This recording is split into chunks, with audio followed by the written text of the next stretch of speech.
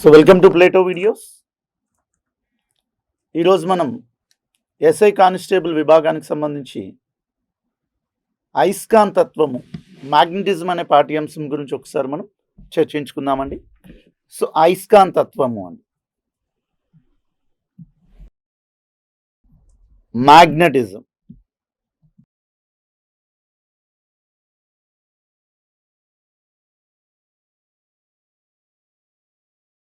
ఏంటి సార్ ఈ అయస్కాంతత్వము, magnetism?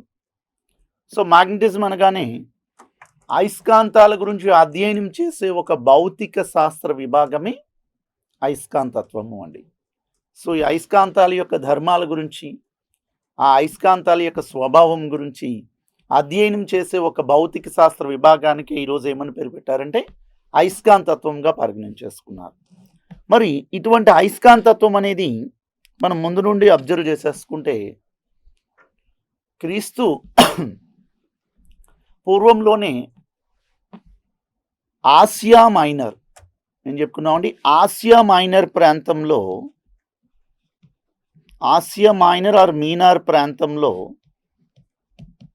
Greece దేశంలోనండి, ఓకేనా. సో గ్రీస్ అంటారు లేదా గ్రీస్, ఓకే.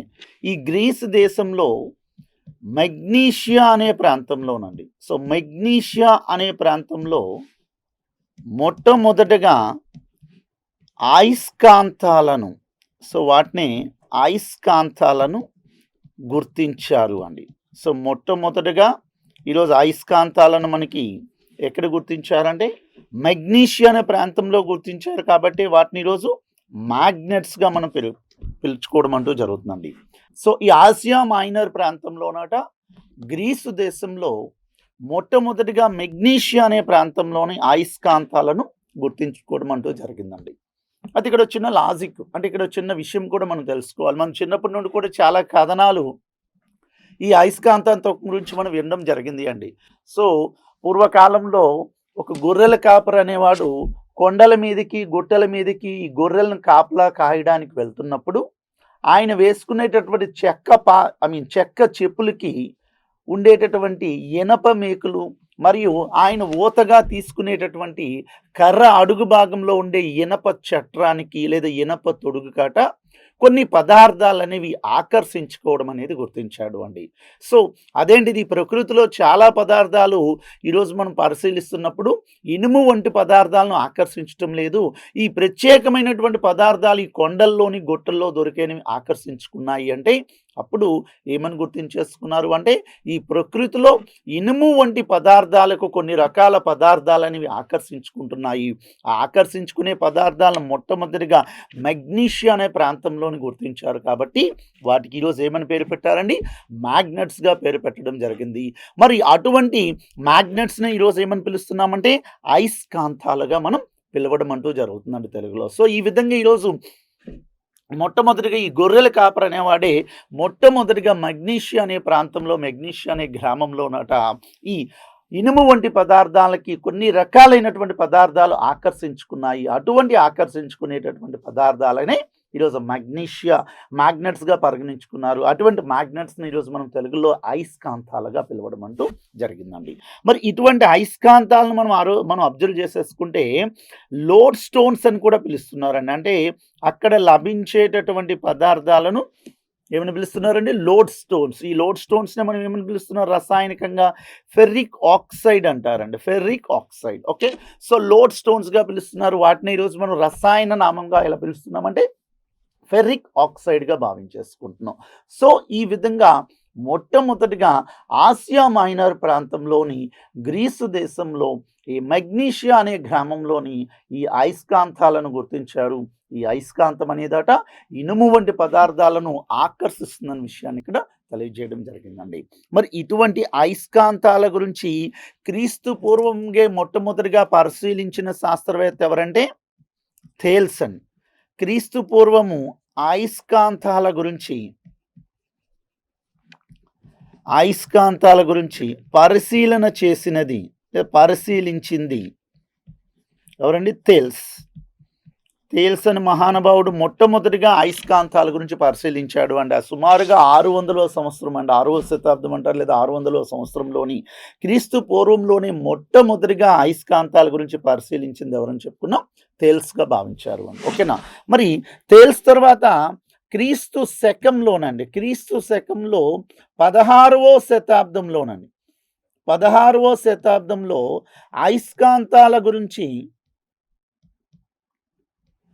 అయస్కాంతాల గురించి మొట్టమొదటగా శాస్త్రీయ పరిశోధన చేసినది, అయస్కాంతాల గురించి మొట్టమొదటగా శాస్త్రీయ పరిశోధన చేసినది, మొట్టమొదటగా శాస్త్రీయ పరిశోధన చేసింది ఎవరండి? William Gilbert. విలియం గిల్బర్ట్ అనే శాస్త్రవేత్త మొట్టమొదటగా ఏం చేశాడు అంటే అయస్కాంతాల గురించి శాస్త్రీయ పరిశోధన చేశాడు అండి. క్రీస్తు శకం 16వ శతాబ్దంలో మొట్టమొదటిగా అయస్కాంతాల గురించి శాస్త్రీయ పరిశోధన చేసిన శాస్త్రవేత్త అంటే ఎవరని చెప్పుకుంటామండి? విలియం గిల్బర్ట్ అంటారు. బట్ మొట్టమొదటిగా అయస్కాంతాల గురించి పరిశీలించినటువంటి శాస్త్రవేత్త మాత్రం థేల్స్ అంటారు అండి. మరి ఇటువంటి అయస్కాంతాలను మొట్టమొదటిగా ఎక్కడ గుర్తించారు అండి? మెగ్నీషియా గ్రామంలో గుర్తించారు. కాబట్టి వాటిని ఈరోజు ఏమని పేరు పెట్టాం? మ్యాగ్నెట్స్‌గా భావించేస్తున్నాం. మరి వీటిని ఈరోజు ఏమని పిలుస్తున్నాము? లోడ్ స్టోన్స్ అని పిలుస్తున్నారు. వాటి యొక్క రసాయనిక నామం ఫెర్రిక్ ఆక్సైడ్‌గా ఈరోజు పిలవడం జరిగిందండి. సో ఈ విధంగా అయస్కాంతాల యొక్క ప్రాచుర్యం అనేది అప్పటి నుంచి మనకి మొదలవ్వడం జరిగింది అండి. ఎందుకంటే ఈరోజు మనం మన సృష్టిలో, మన నిజ జీవితంలో చాలా సందర్భాలలో కూడా చాలా అవసరాలను ఈ అయస్కాంతాలను మనం యూసేజ్ చేయడం అంటూ జరుగుతుందండి. ఈ అయస్కాంతాలు కూడా ఈరోజు మనం లబ్ధి పొందుతున్నాము. ఈ అయస్కాంతాల వలన కూడా ఈరోజు మనం ఉపయోగించుకుంటున్నాము అంటే దానికి గల కారణం విద్యుత్ వలన కూడా అని మనం తర్వాత క్లాస్లో కూడా నేర్చేసుకోవడం జరుగుతుందండి. సో మొట్టమొదటిగా ఈరోజు అయస్కాంతాలను మెగ్నీషియా ప్రాంతంలో గుర్తించుకోవడం అంటూ జరిగింది. మరి ఈ క్రీస్తు పూర్వం అయస్కాంతాల గురించి పరిశీలించింది ఎవరు అనుకున్నాం? థేల్స్ అనే శాస్త్రవేత్త. బట్ అయస్కాంతాల గురించి మొట్టమొదటిగా శాస్త్రీయ పరిశోధన చేసింది మాత్రం విలియం గిల్బర్ట్ అండి. ఓకే, అయితే ఈ అయస్కాంతాల గురించి ఓన్లీ విలియం గిల్బర్టే కాదండి, చాలామంది శాస్త్రవేత్తలు ఉన్నారు. ఇందులో వెబర్ ఉన్నారు, నెక్స్ట్ అదేవిధంగా ఈవింగ్ ఉన్నాడు, ఇంకా అదేవిధంగా చెప్పాలంటే కూలుంబ్ ఉన్నాడు, నెక్స్ట్ మైకెల్ ఫారడే ఉన్నాడు, మాక్స్వెల్ ఉన్నాడు, గాస్ ఉన్నారు. ఈ విధంగా చెప్పాలి అంటే చాలామంది శాస్త్రవేత్తలు కూడా ఈ అయస్కాంతాల గురించి సైంటిఫిక్ రీసెర్చ్ అండి, అంటే ఆ శాస్త్రీయ పరిశోధన చేయడం అంటూ జరిగింది. అయితే ఇటువంటి అయస్కాంతాలు ఈరోజు మనం ప్రకృతిలో దొరికే వాటన్నిటినీ కూడా సహజ అయస్కాంతాలుగా భావించారు. బట్ మానవుడు ఈరోజు సహజ అయస్కాంతాలు కాదు అండి, ఎక్కువగా ఈరోజు ఏ అయస్కాంతాలు అండి? కృత్రిమ అయస్కాంతాలు అండి. సో ఆర్టిఫిషియల్ మ్యాగ్నెట్స్ని యూసేజ్ చేస్తున్నారు. అదేంటి సార్, అది ప్రకృతిలో మనకి సహజ అయస్కాంతాలు లభిస్తున్నాయి కదా, మరెందుకు మనం కృత్రిమ అయస్కాంతాలను మనం వాడుకోవడం జరుగుతుంది అంటే దానికి కూడా ఒక రీజన్ కూడా ఉంది అండి. ఏంటి అంటే ప్రకృతిలో దొరికేటటువంటి సహజ అయస్కాంతాలు మనకి తగినటువంటి ఆకృతులు, అంటే మనకి కావలసినటువంటి ఆకారంలో లభించటం లేదు. మనకి ఎంత తీవ్రత కావాలో అంత తీవ్రత కలిగినటువంటి అయస్కాంతాలు మనకి లభించటం లేదు అండి.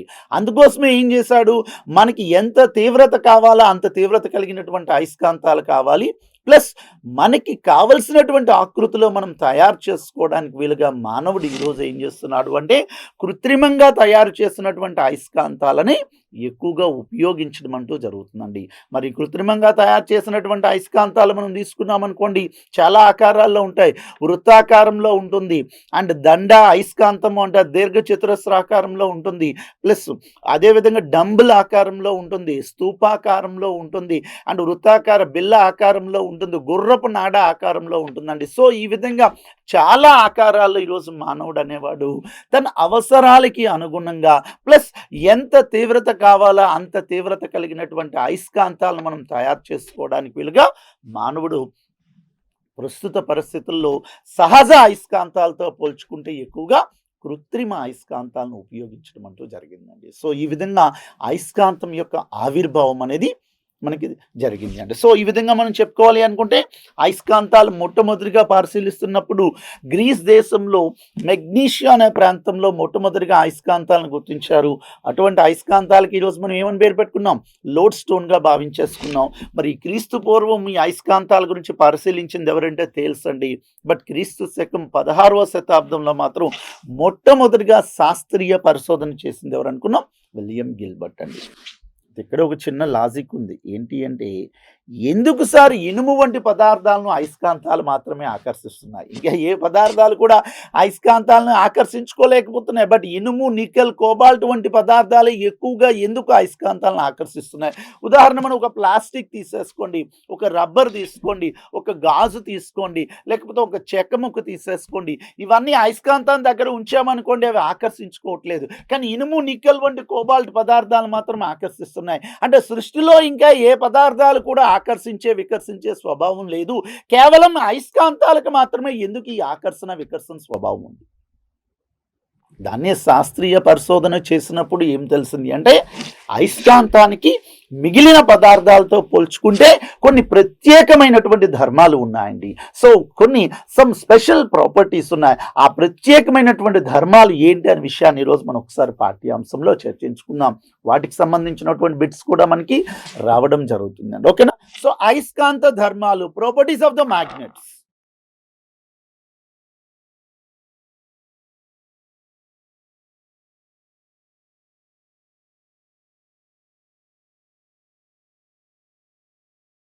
అయస్కాంత ధర్మాలు.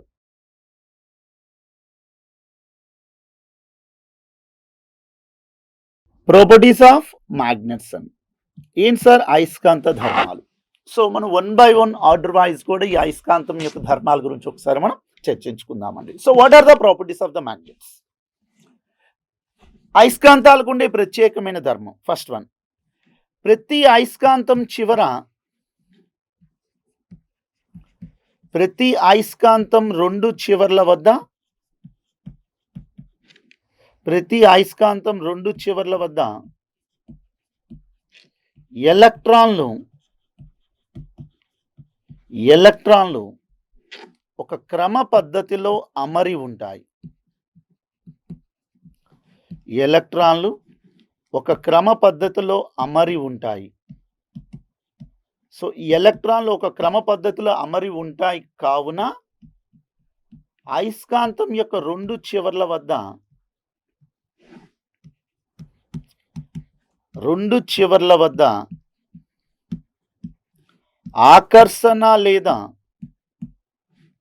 ఆకర్షణ మరియు వికర్షణ కేంద్రీకృతం అయి ఉంటుంది. సో కేంద్రీకృతం అయి ఉంటుంది. సో ఈరోజు మిగతా పదార్థాలను తీసేసుకోండి. ఈ మిగతా అన్ని పదార్థాలతో కంపేర్ చేసుకుంటే ప్రతి ఒక్క అయస్కాంతం యొక్క రెండు చివర్ల వద్ద కూడా ఎలక్ట్రాన్లు అట ఒక క్రమ పద్ధతిలో అమరి ఉంటాయండి. ఫర్ ఎగ్జాంపుల్ నేను ఇది ఒక అయస్కాంతం అనుకున్నా. ఓకే, సో ఈ అయస్కాంతం యొక్క రెండు చివర్ల వద్ద కూడా మనం పరిశీలించాము అనుకోండి. ఈ రెండు చివర్ల వద్ద పరిశీలిస్తున్నప్పుడు ఎలక్ట్రాన్లు ఎలా ఉంటాయని చెప్పేసుకున్నారు, ఒక క్రమ పద్ధతిలో అమరి ఉంటాయండి. సో ఇవన్నీ ఎలక్ట్రాన్లుగా భావించేసుకోండి, యారో మార్క్స్.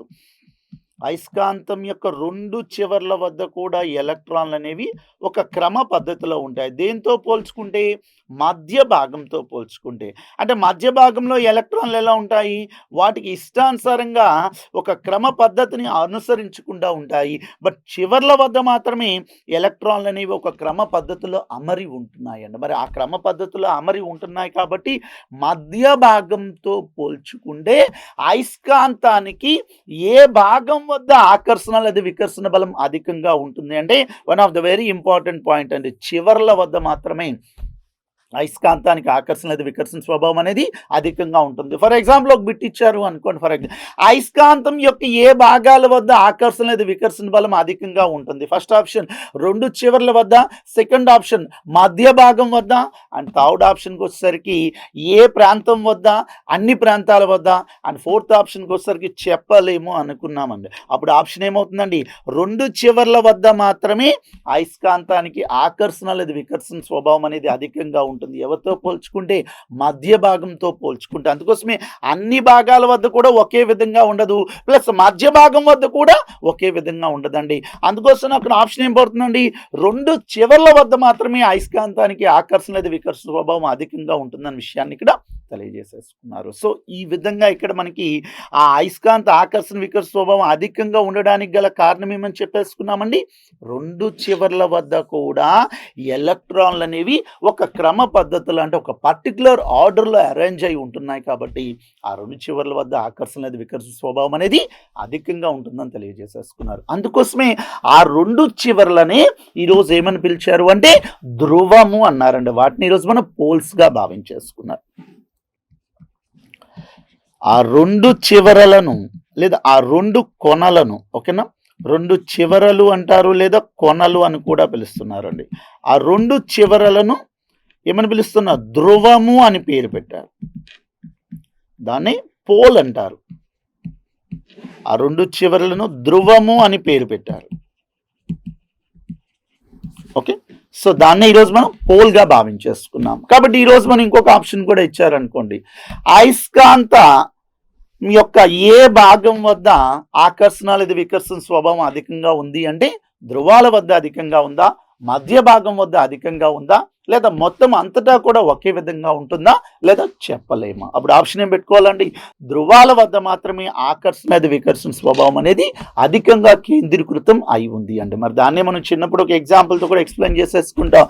ఒక అట్టముక్క మీద కానీ ఒక పేపర్ మీద కానీ ఒక టేబుల్ తల మీద ఒక దండైస్కాంతం నుంచి చుట్టూ మన ఇనప రెజన్ కానీ లేదా పిన్నీసులు కానీ లేదా గుండు సూదులు కానీ వేసి చూసినప్పుడు ఆ గుండు సూదులు కానీ పిన్నీసులు కానీ ఇనప రెజన్ కానీ ఎక్కువగా అయస్కాంతం యొక్క చివర్ల వద్ద మాత్రమే ఆకర్షణకు గురి అవుతున్నాయండి. సో దేంతో పోల్చుకుంటే మధ్య భాగంతో పోల్చుకుంటే అంటే అక్కడే మనకు ఒక డౌట్ అరైజ్ అవ్వాలి, ఏంటి అయస్కాంతం యొక్క చివర్ల వద్ద మాత్రం ఇవన్నీ ఎందుకు ఎక్కువగా ఆకర్షించుకుంటున్నాయి మధ్య భాగంతో పోల్చుకుంటే అంటే కారణం ఏంటి, చివర్ల వద్ద ఆకర్షణ స్వభావం కానీ వికర్షణ స్వభావం కానీ అధికంగా ఉంటుంది మధ్య భాగంతో పోల్చుకుంటే. అందుకోసమే ఆ చివర్లనే ఈరోజు ఏమని పేరు పెట్టారండి, ధ్రువము అని ఈరోజు తెలియజేయడం జరిగింది. ఓకేనా, మరి ఆ అయస్కాంతం యొక్క ప్రతి ఒక్క ధ్రువము వేరొక ధ్రువాన్ని ఏం చేయొచ్చు, ఆకర్షించవచ్చు లేదా వికర్షించవచ్చు. ఆ ఆకర్షణ లేదా వికర్షించే స్వభావాన్ని ధ్రువసత్వము అంటారు. దాన్నే పోల్ స్ట్రెంగ్త్ అంటారు. ఓకే, ప్రతి అయస్కాంత ధ్రువము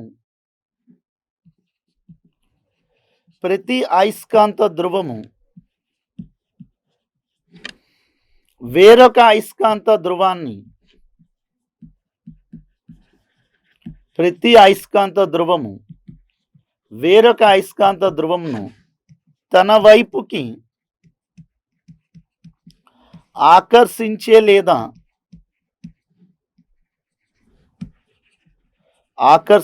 లేదా వికర్షించే బలాన్ని లేదా స్వభావాన్ని సామర్థ్యాన్ని అంటే ధ్రువసత్వము అంటారు. ధ్రువసత్వము, దీన్ని పోల్ స్ట్రెంగ్త్ అని పిలుస్తున్నారు. ఓకే, ప్రతి ఒక్క అయస్కాంతం యొక్క ఒక ధ్రువము వేరొక అయస్కాంత ధ్రువాన్ని తన వైపుకి ఆకర్షించే లేదా వికర్షించే స్వభావాన్ని ఏమని పిలుస్తున్నామండి, ధ్రువసత్వము. దాన్ని పోల్ స్ట్రెంగ్త్గా డిఫైన్ చేసుకున్నాం. ఈ ధ్రువసత్వాన్ని స్మాల్ ఎం అనే అక్షరంతో సూచిస్తున్నారండి. ఓకే, స్మాల్ ఎంతో సూచించడం జరుగుతుంది. ఈ ధ్రువసత్వాన్ని పోల్ స్ట్రెంగ్త్ అనట స్మాల్ ఎం అనే అక్షరంతో సూచిస్తున్నారు. అండ్ చాలా సందర్భంలో దీని బిట్ కూడా అడిగారు అండి. దీని యొక్క ఎస్ఐ ప్రమాణము, ధ్రువసత్వం యొక్క ఎస్ఐ ప్రమాణం, ప్రమాణం ఏంటంటే ఆంపియర్ మీటర్ అవుతుంది. Ampere metre. ఓకే, సో ధ్రువసత్వం యొక్క ఎస్ఐ ప్రమాణము ఆంపియర్ మీటర్ అవుతుంది. So ampere metre. ధ్రువసత్వం అంటే ఏంటి, ప్రతి ఒక్క అయస్కాంత ధ్రువము వేరొక అయస్కాంత ధ్రువాన్ని ఏం చేయొచ్చు, ఆకర్షించవచ్చు లేదా వికర్షించవచ్చు. అది ఎంత బలం చేత తన వైపుకి ఆకర్షిస్తుందో లేదా ఎంత బలం చేత తన వైపుకి వికర్షిస్తుంది, ఎంత బలం చేత వికర్షిస్తుందో ఆ వికర్షించే లేదా ఆకర్షించే బలాన్ని లేదా స్వభావాన్ని అయస్కాంత ధ్రువసత్వము అంటారు. దాన్నే మ్యాగ్నెటిక్ పోల్ స్ట్రెంగ్త్గా డిఫైన్ చేస్తున్నాం. దాన్ని ఈరోజు ఎక్స్ఎంతో సూచిస్తున్నామండి. స్మాల్ ఎం అనే లెటర్తో ఇండికేట్ చేస్తున్నాము. దాని యొక్క ప్రమాణం ఏమని చెప్పేసుకున్నామండి, ఎస్ఐ ప్రమాణం ఆంపియర్ మీటర్స్లో కొలుస్తున్నారు. ఒకప్పుడు వెబర్ అని చెప్పేవారు కానీ ఇప్పుడు ఆ వెబర్ని యూజ్ చేయట్లేదు. ప్రెసెంట్ మాత్రం ఈరోజు ఎస్ఐ ప్రమాణం మాత్రం ఆంపియర్ మీటర్గా భావించేసుకున్నారు. ఎవరిదండి, ధ్రువసత్వాన్ని. ధ్రువసత్వం అంటే ప్రతి ఒక్క అయస్కాంత ధ్రువము వేరొక అయస్కాంత ధ్రువాన్ని ఎంత బలం చేత తన వైపుకి ఆకర్షిస్తుందో లేదా ఎంత బలం చేత వికర్షించబడుతుందో ఆ వికర్షించే బలాన్ని లేదా వికర్షించే స్వభావాన్ని అయస్కాంత ధ్రువసత్వము అంటారు. దాన్ని పోల్ స్ట్రెంగ్త్‌గా భావించేసుకున్నాం. అయితే ఒక చిన్న లాజిక్ ఉంది.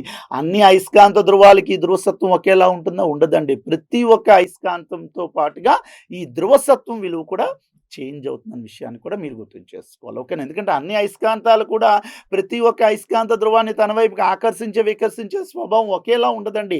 అది అయస్కాంత ఆ పరిమాణం బట్టి, ఆకారం బట్టి, అందులో ఉండేటటువంటి ఆ ధర్మాన్ని బట్టి ఆధారంగా చేసుకొని కూడా చేంజ్ అవుతుంది. సో, దీన్నే ఈరోజు ఏమనుకోని ధ్రువసత్వంగా భావించేస్తాం. మరి ఇటువంటి అయస్కాంతానికి ఎన్ని ధ్రువాలున్నాయని గుర్తించారు? 2 ధ్రువాలు అండి. So, magnet consists how many poles? 2 poles అంటారు. ఈ మ్యాగ్నెట్ 2 పోల్స్‌ని బేస్ చేసుకొని ఏమని ఎక్స్‌ప్లెయిన్ చేసుకున్నారు అంటే, ఒక అయస్కాంతాన్ని ఒక అయస్కాంతాన్ని గాలిలో స్వేచ్ఛగా వేలాడదీసినప్పుడు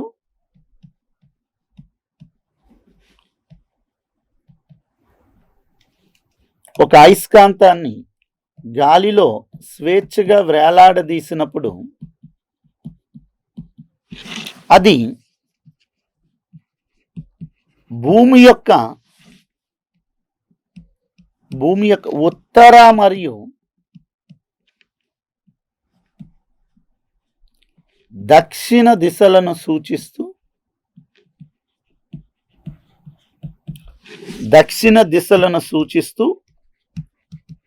విరామ స్థితికి వస్తుంది.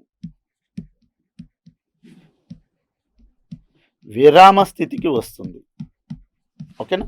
ఫర్ ఎగ్జాంపుల్ నేను ఒక దండాయస్కాంతాన్ని తీసుకున్నా. ఇంతకు ముందే చెప్పేసుకున్నాము. సో, అయస్కాంతాలు కృత్రిమంగా తయారు చేసినవి మనకి కావాల్సినటువంటి ఆకృతిలో తయారు చేసుకోవచ్చు. అది దండాయస్కాంతం ఒకటుంది. నెక్స్ట్ అదే విధంగా వృత్తాకార అయస్కాంతం ఉంది. బిళ్ళ ఆకారంలో ఉండే అయస్కాంతం ఉంది. గుర్రపు నాడ అయస్కాంతం ఉంది. అండ్ స్తూపాకార అయస్కాంతం కూడా ఉందండి. ఈ విధంగా మనకి కావాల్సినటువంటి ఆకృతిలో ఈరోజు మనం అయస్కాంతాలని డిజైన్ చేసుకోవడం అంటూ జరుగుతుందండి. మరి ఇటువంటి అయస్కాంతాన్ని ఏం చేశాను అంటే నేను గాలిలో ఒక దారం సహాయంతో స్వేచ్ఛగా వేలాడదీస్తానండి. మరి ఎప్పుడైతే స్వేచ్ఛగా వేలాడదీస్తానో అప్పుడు అయస్కాంతం యొక్క 2 చివర్లు కూడా ఏం చేశాయి అంటే అయస్కాంతం భూమి యొక్క ఉత్తర మరియు దక్షిణ దిశలను సూచిస్తూ విరామ స్థితికి వచ్చింది. భూమి యొక్క ఏ దిశలండి? ఉత్తర మరియు దక్షిణ దిశలను అంటే భౌగోళిక ఉత్తర దక్షిణ దిశలను సూచిస్తూ విరామ స్థితికి రావడం అంటూ గుర్తించేసుకున్నారు. మరి ఆ భౌగోళిక ఉత్తర దక్షిణ దిశలను సూచిస్తూ ఈ అయస్కాంతం యొక్క 2 చివర్లు కూడా వస్తున్నాయి కాబట్టి ఈరోజు భూమి మీద ఈ దిశలను లేదా ఈ దిక్కులను సూచించడానికి ఈరోజు దేన్ని ఉపయోగిస్తున్నారంటే అయస్కాంతాన్ని యూసేజ్ చేస్తున్నారు. అందుకోసం ఈరోజు ఇటువంటి ధర్మాన్ని లేదా దీనినే ఈరోజు ఏ ధర్మం అన్నారండి? దిశా ధర్మము అంటారు. ఇటువంటి ధర్మాన్ని ఈరోజు ఏమనుకున్నారండి? దిశా ధర్మము. దాన్నే డైరెక్షన్ ప్రాపర్టీ అంటారు. ఓకేనా? దిశా ధర్మము అండి. సో, దిశా ధర్మం అంటే ఏంటండి? ఒక అయస్కాంతాన్ని మనం స్వేచ్ఛగా గాలిలో వేలాడదీస్తున్నప్పుడు ఆ అయస్కాంతం యొక్క 2 చివర్లు కూడా భూమి యొక్క ఏ దిశలో అండి? ఉత్తర మరియు దక్షిణ దిశలను సూచిస్తూ విరామ స్థితికి వస్తుంది అండి. సో, ఆ భూమి యొక్క ఉత్తర మరియు దక్షిణ దిశలను సూచిస్తూ విరామ స్థితికి వస్తుంది కాబట్టి ఈరోజు భూమి మీద దిక్కులను కానీ దిశలను కానీ సూచించుకోవడానికి అయస్కాంతాన్ని యూసేజ్ చేస్తున్నారు. కాబట్టి అటువంటి ధర్మాన్ని దిశా ధర్మం అండి. దాన్ని డైరెక్షన్ ప్రాపర్టీగా డిఫైన్ చేసుకున్నారు. మరి ఇటువంటి అయస్కాంతం భౌగోళిక ఉత్తర దక్షిణ దిశలను సూచిస్తుంది కాబట్టి ఏ అయస్కాంతం యొక్క చివర భూమి యొక్క ఉత్తర ధ్రువాన్ని సూచిస్తుందో దాన్ని అయస్కాంత ఉత్తర ధ్రువము అంటారు. అంటే సింపుల్గా చెప్పాలి అంటే నార్త్ పోల్ అంటారు. నార్త్ పోల్ అనేది ఏం చేస్తుంది? భౌగోళిక ఉత్తర ధ్రువాన్ని సూచిస్తుంది అండి. అండ్ ఏ అయస్కాంతం యొక్క చివర భూమి యొక్క దక్షిణ దిశను సూచిస్తుందో దాన్ని రోజు ఏమనుకున్నాము? అయస్కాంతం యొక్క దక్షిణ ధ్రువము అంటారండి. సో, దీన్ని బట్టి ఏమర్థమైందండి? ప్రతి ఒక్క అయస్కాంతానికి కూడా ఎన్ని ధ్రువాలు ఉంటున్నాయండి? 2 ధ్రువాలు కలవండి. ఒకటి ఉత్తర ధ్రువము, రెండవది ఏంటండి? దక్షిణ ధ్రువంగా తెలియజేశారు అండి. సో, ఈ విధంగా మనం చెప్పాలి అంటే అయస్కాంతం యొక్క ఏ చివర భూమి యొక్క ఉత్తర దృష్టిను తెలియజేస్తుందో లేదా ఉత్తర దిక్కును సూచిస్తుందో దాన్నే అయస్కాంత ఉత్తర ధ్రువము అని పేరు పెట్టారు. అయస్కాంత ఉత్తర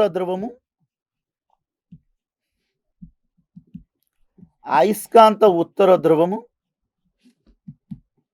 భూమి యొక్క ఉత్తర దిశను సూచిస్తుంది. ఉత్తర దిశను సూచిస్తుంది.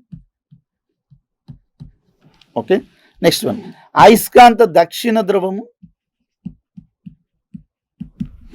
భూమి యొక్క దక్షిణ దిశను సూచిస్తుంది. అంటే చెప్పాలి అంటే భూమి యొక్క ఉత్తర ధ్రువాన్ని వెతికే అయస్కాంత ధ్రువాన్ని ఉత్తర ధ్రువం అంటారు. భూమి యొక్క దక్షిణ దిశను వెతికే అయస్కాంత ధ్రువాన్ని అయస్కాంత దక్షిణ ధ్రువము అంటారు. కావున అయస్కాంతానికి ఎన్ని ధ్రువాలు కావాలండి? 2 ధ్రువాలు కలవు, 2 పోల్స్ కలవు అండి. సో అయస్కాంతానికి 2 ధ్రువాలు కలవు, 2 ధ్రువాలు కలవు. ఓకే, ఏంటా 2 ధ్రువాలు? ఒకటి ఉత్తర ధ్రువము, నార్త్ పోల్, ఒకటి ఉత్తర ధ్రువము అంటే నార్త్ పోల్. రెండవది ఏం చెప్పేసుకున్నామండి? దక్షిణ ధ్రువము. దాన్ని ఈరోజు ఏమనుకున్నామంటే సౌత్ పోల్ అంటారండి. సో ఈ విధంగా అయస్కాంతానికి ఎన్ని ధ్రువాలు కలవండి? 2 ధ్రువాలు కలవండి. ఒకటి ఉత్తర ధ్రువము, నార్త్ పోల్ అనుకున్నాం. రెండవది ఏమనుకున్నామండి? దక్షిణ ధ్రువము, సౌత్ పోల్గా భావించేసుకున్నాం. సో అయస్కాంతానికి ఎన్ని ధ్రువాలు కలవండి? 2 ధ్రువాలు కలవని విషయాన్ని ఇక్కడ తెలియజేసుకున్నారు. మరి ఈ దిశా ధర్మాన్ని ఆధారంగా చేసుకొని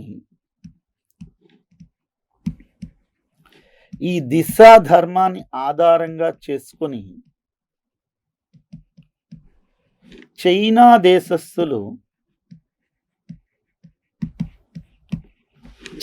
దేశస్థులు మొట్టమొదటిగా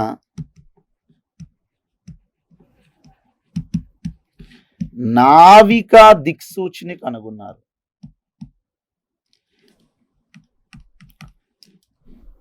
నావికా దిక్సూచి లేదా దీన్ని ఏమంటారంటే అయస్కాంత సూచి అంటారు. మ్యాగ్నెటిక్ కంపాస్ నీడల్, అయస్కాంత సూచి, నావికా దిక్సూచిని కనుగొన్నారు. సో మొట్టమొదటిగా చైనా దేశస్థులు అనేవారట దేని కనుగొన్నారండి? నావికా దిక్సూచి. సో నావికా దిక్సూచి అయస్కాంతం యొక్క ఏ ధర్మాన్ని ఆధారంగా పనిచేస్తుంది బిట్టిస్తున్నప్పుడు అప్పుడు ఏం చేస్తారు? నావికా దిక్సూచి అనేది ఏ ధర్మాన్ని ఆధారంగా చేసుకుని? దిశా ధర్మము. దిశా ధర్మం అంటే అర్థం ఏంటండి? ఒక అయస్కాంతాన్ని గాలిలో స్వేచ్ఛగా వేలాడదీసినప్పుడు ఆ అయస్కాంతం యొక్క 2 చివర్లు కూడా భూమి యొక్క ఉత్తర మరియు దక్షిణ దిశలను సూచిస్తూ విరామ స్థితికి చేరుకుంటుంది. కాబట్టి అటువంటి ధర్మాన్ని అయస్కాంత ధర్మం అంటారు. దాన్ని బట్టి ఏం తెలిసిందంటే అయస్కాంతానికి 2 ధ్రువాలు ఉంటున్నాయని తెలియజేసుకున్నారు. ఆ 2 ధ్రువాలకి ఈరోజు ఏమని పేరు పెట్టారంటే ఒకటి ఉత్తర ధ్రువము, నార్త్ పోల్, రెండవది ఏంటంటే దక్షిణ ధ్రువము, సౌత్ పోల్గా తెలియజేస్తున్నారండి. మరి ఇటువంటి దిశా ధర్మాన్ని ఆధారంగా చేసుకుని చైనా దేశస్థులు మొట్టమొదటిగా దేన్ని కనుగొన్నారంటే నావికా దిక్సూచి అంటారు లేదా అయస్కాంత దిక్సూచిని కనుక్కోవడం జరిగిందండి. మరి ఇటువంటి అయస్కాంత దిక్సూచి మనం జనరల్గా చూస్తున్నప్పుడు ఇది అయస్కాంత కంపాస్ పెట్టేయండి. ఒక చివర నార్త్ పోల్ని ఇండికేట్ చేస్తుంది, రెండవది సౌత్ పోల్ని ఇండికేట్ చేస్తుంది. ఇది ఈరోజు మనం అక్కడే కాదు అండి, చాలా సందర్భాల్లో అంటే ఇంట్లో వాస్తు చూస్తున్నప్పుడే కాదు. సో పర్వతారోహకులు అంటే పర్వతాన్ని అధిరోహించే వ్యక్తులు కానీ, నెక్స్ట్ నౌకాయానంలో కానీ, సముద్ర యానంలో కానీ, నెక్స్ట్ తెలియనటువంటి మార్గాలను తెలుసుకోవడానికి ఆ వ్యక్తులు అందరూ కూడా ఈరోజు దేన్ని ఉపయోగిస్తున్నారు అంటే ఈ అయస్కాంత సూచి. దీన్నే మ్యాగ్నెటిక్ కంపాస్ నీడల్ అంటారండి. మ్యాగ్నెటిక్ కంపాస్ నీడల్ అనేది దిశా ధర్మాన్ని ఆధారంగా చేసుకుని పనిచేస్తుంది. ఇటువంటి మ్యాగ్నెటిక్ కంపాస్ నీడల్ని ఎవరెవరు యూసేజ్ చేస్తున్నారు? పర్వతారోహకులు అంటే పర్వతాన్ని అధిరోహించే వ్యక్తులు అండి. Okay, next one. అదేవిధంగా నౌకాయానంలోని అంటే సముద్రంలో నౌకల సహాయంతో ప్రయాణించే వ్యక్తులు ఎటువైపు వెళ్ళాలి ఆ డైరెక్షన్ ఇండికేట్ చేసుకోవడానికి కూడా ఈరోజు అయస్కాంత దిక్సూచిని వాడుతున్నారు. నెక్స్ట్ విమానయానంలోని నెక్స్ట్ వన్ తెలియని మార్గాలను తెలుసుకునేందుకు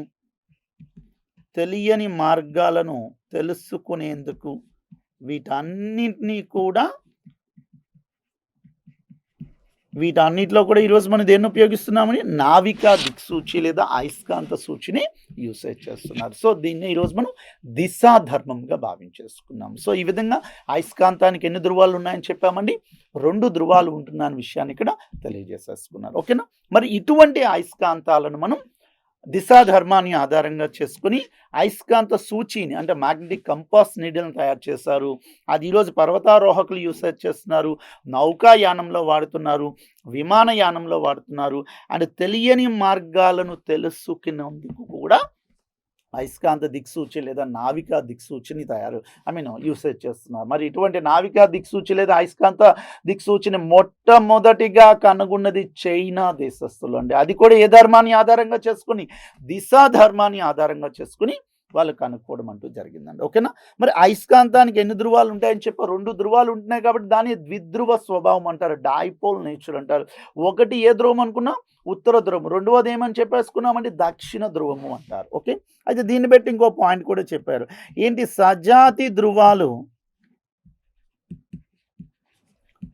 సజాతి అయస్కాంత ధృవాలు అంటే ఒకే రకమైన సజాతి అయస్కాంత ధృవాలు పరస్పరము ఏం చేస్తాయండి? వికర్షిస్తాయి. అంటే like poles are always repulse each other. సజాతి అయస్కాంత ధృవాలు ఎల్లప్పుడూ వికర్షిస్తాయి. విజాతి అయస్కాంత ధృవాలు అన్న విజాతి అయస్కాంత ధృవాలు అంటే వేరు ధృవాలు అండి. ఈ వేరు ధృవాలు ఎల్లప్పుడూ కూడా ఏమవుతున్నాయండి? ఆకర్షిస్తున్నాయి. ఓకే, ఫర్ ఎగ్జాంపుల్ ఒక దండ అయస్కాంతం తీసేసుకున్నాను నేను. ఒక దండ అయస్కాంతానికి ఎన్ని ధృవాలు ఉంటాయండి? 2. ఏంటి? నార్త్ ఒకటి, సౌత్ ఒకటి. ఇంకొక దండ అయస్కాంతాన్ని తీసేసుకున్నాం, దానికి కూడా ఎన్ని ధృవాలు ఉంటున్నాయండి? 2 ధృవాలు, నార్త్ ఒకటి, సౌత్ అని తీసుకున్నాం. ఇప్పుడు ఈ రెండింటిని మనం పక్కన పెట్టుకున్నాం అనుకోండి.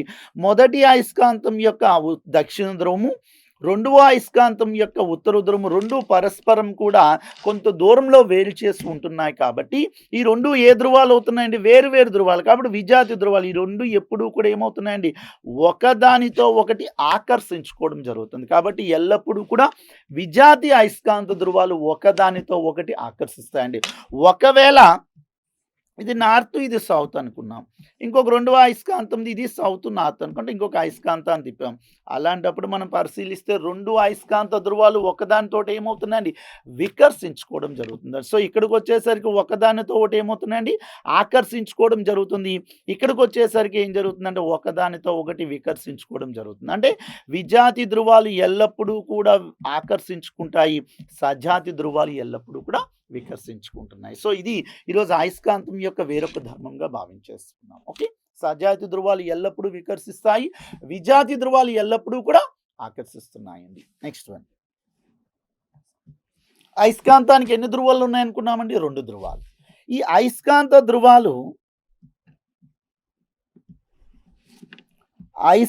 ధృవాల మధ్య దూరాన్ని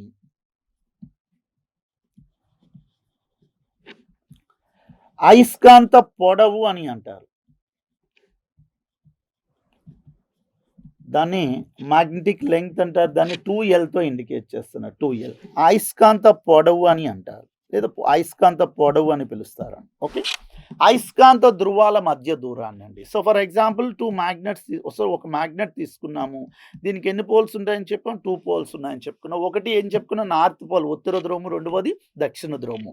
ఈ 2 అయస్కాంత ధృవాల మధ్య ఉండేటటువంటి దూరాన్ని ఏమనుకున్నామండి? అయస్కాంత పొడవు అంటారు. దాన్ని మ్యాగ్నెటిక్ లెంగ్త్ అంటారు. దాన్ని ఈరోజు దేంతో ఇండికేట్ చేస్తున్నాం? 2Lతో ఇండికేట్ చేస్తున్నాం. అయితే ఇక్కడ చిన్న పాయింట్ కూడా ఉంది, మీరు గుర్తించేసుకోండి. ఈ అయస్కాంత ధృవాల మధ్య దూరాన్ని అయస్కాంత పొడవు అన్నాం, కానీ ఈ ధృవాలు అనేవాట అయస్కాంతం యొక్క 2 చివర్ల వద్దే ఖచ్చితంగా ఏర్పడటం లేదు. యాక్చువల్గా ధ్రువం అనేసరికి ఈ ఎండ్ పాయింట్ మనం ఇండికేట్ చేసేసుకోవాలి. అది ఈ ఎండ్ పాయింట్ మధ్య ఉన్న దూరాన్ని ఏమంటాము? జ్యామితీయ పొడవు అంటారు. మరి ఒరిజినల్గా చెప్పాలి అంటే జ్యామితీయ పొడవు, అయస్కాంత పొడవు రెండు ఎలా ఉండాలి? సమానంగా ఉండాలి. జియోమెట్రికల్ లెంగ్త్, మ్యాగ్నెటిక్ లెంగ్త్ అనేది ఈక్వల్గా ఉండాలి. కానీ శాస్త్రీయంగా తెలియజేసింది ఏంటంటే ఈ అయస్కాంత ధృవాలు ఖచ్చితంగా వాటి చివర్ల వద్ద ఏర్పడకుండా కొంచెం లోపల ఏర్పడుతున్నాయి. కాబట్టి అయస్కాంత పొడవు వేరే, జ్యామితీయ పొడవు వేరండి. అయస్కాంత పొడవు విలువ ఎల్లప్పుడూ కూడా జ్యామితీయ పొడవు కన్నా తక్కువగా ఉంటుందన్న విషయాన్ని మాత్రమే గుర్తుంచేసుకోండి. కాబట్టి ఇక్కడ ఇక్కడ తెలియజేసుకోవాల్సిన అంశం ఏంటి? అయస్కాంత ధ్రువాల మధ్య దూరాన్ని అయస్కాంత పొడవు అని అంటారు. కానీ అయస్కాంత ధ్రువాలు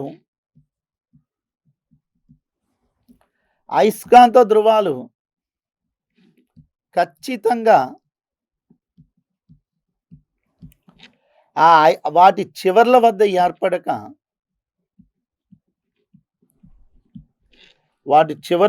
ఏర్పడవు. కొంచెం లోపల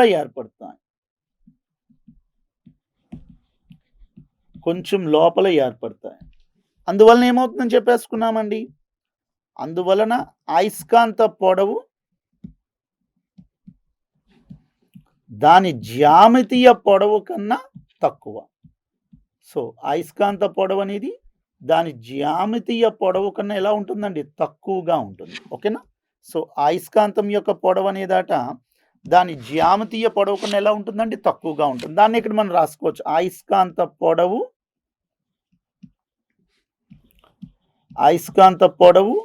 లెస్ దెన్ జ్యామితీయ పొడవు. అయస్కాంత పొడవు లెస్ దెన్ జ్యామితీయ పొడవు. సో ఒకవేళ బిట్ ఇచ్చారు, ఈ క్రింది వాళ్ళ సరి అయిన వ్యాఖ్యను గుర్తించండి అంటారు. ఆప్షన్స్ ఫస్ట్ వన్, అయస్కాంత పొడవు ఈక్వల్స్ టు జ్యామితీయ పొడవు, అయస్కాంత పొడవు లెస్ దెన్ జ్యామితీయ పొడవు, అయస్కాంత పొడవు గ్రేటర్ దెన్ జ్యామితీయ పొడవు, లేదా చెప్పలేము అని చెప్పుకున్నాం అనుకోండి. ఆప్షన్ అప్పుడు ఏం పెట్టుకోవచ్చు? అయస్కాంత పొడవు లెస్ దెన్ జ్యామితీయ పొడవే సరి అయిన వ్యాఖ్యగా ఇక్కడ మనం గుర్తుంచుకోవాలి. సో ఈ విధంగా ప్రతి ఒక్క అయస్కాంతానికి కూడా ధ్రువాలు అనేవాటి ఎగ్జిస్టెన్స్ అవుతాయి. కానీ ఆ ధ్రువాలు మాత్రము ఆ అయస్కాంతం యొక్క 2 చివర్ల వద్ద మాత్రమే ఖచ్చితంగా ఏర్పడవు. అవి కొంచెం లోపల ఏర్పడుతున్నాయి. కాబట్టి ఒక అయస్కాంతం యొక్క పొడవుతో పోల్చుకుంటే దాని జ్యామితీయ పొడవే ఎక్కువగా ఉంటుంది, అయస్కాంత పొడవు అనేది తక్కువగా ఉంటుందని చెప్పారు. కానీ శాస్త్రీయంగా దీన్ని క్యాలిక్యులేట్ చేస్తే ఎలా వచ్చిందంటే అయస్కాంత పొడవు equals to magnetic length is equals to 5/6 part of geometrical length అండి. ఓకే, 5/6 ఇంటూ జ్యామితీయ పొడవు అని. సో అయస్కాంత పొడవు అనేది దాని జ్యామితీయ పొడవులో ఎన్నో వంతు ఉంటుందండి? 5/6వ వంతు ఉంటుందని విషయాన్ని తెలియజేసుకున్నారు. అయస్కాంత పొడవు అనేది జ్యామితీయ పొడవులో ఎంత ఉంటుందండి? 5/6వ వంతు, 5/6 పార్ట్ ఉంటుందని ఇక్కడ ఎక్స్ప్లెయిన్ చేసేసుకున్నారు. సో ఈ విధంగా ప్రతి ఒక్క అయస్కాంతానికి కూడా 2 ధ్రువాలు ఉంటున్నాయని తెలియజేసుకున్నాము. కానీ ఆ 2 ధ్రువాలు కూడా అయస్కాంతం యొక్క 2 చివర్ల వద్దే ఖచ్చితంగా ఏర్పడటం లేదు.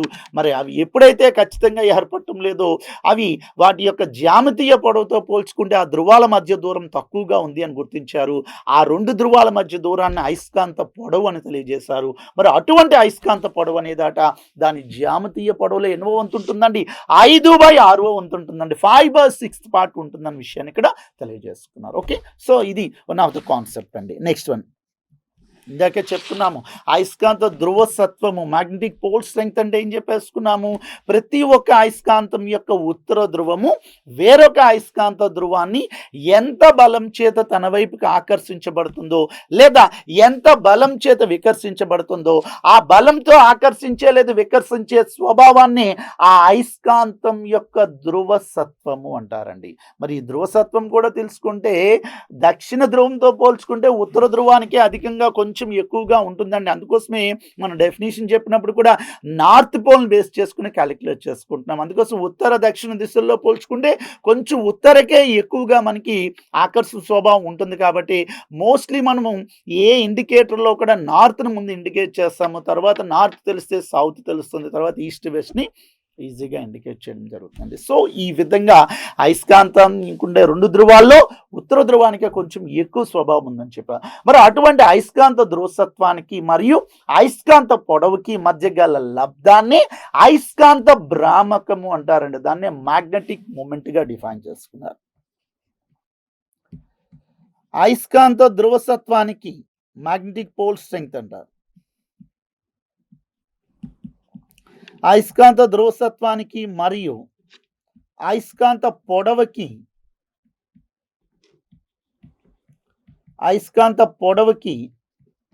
మధ్య గల లబ్ధాన్ని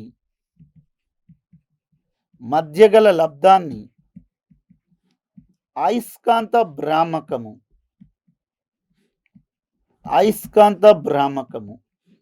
దాన్ని క్యాపిటల్ ఎంతో ఇండికేట్ చేస్తారండి. దాన్ని మ్యాగ్నెటిక్ మొమెంట్ అంటారు.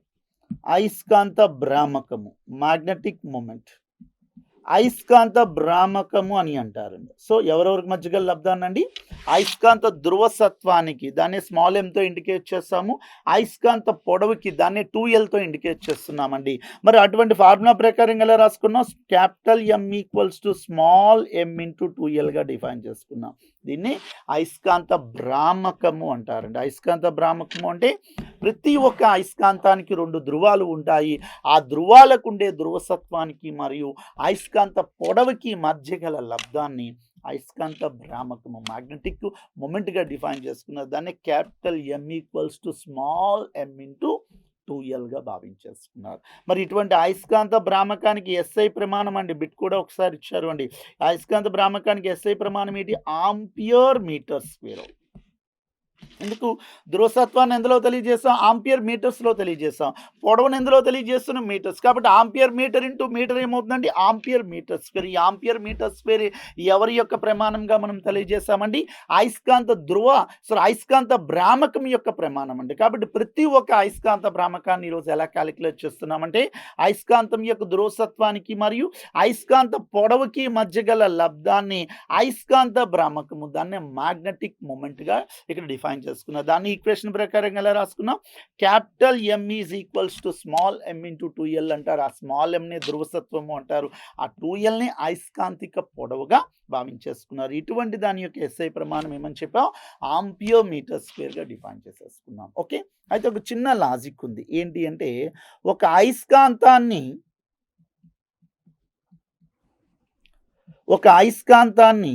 2 ముక్కలుగా విభజించామనుకోండి. ఒక అయస్కాంతాన్ని 2 ముక్కలుగా విభజిస్తే మరలా ఆ ముక్కలకు కూడా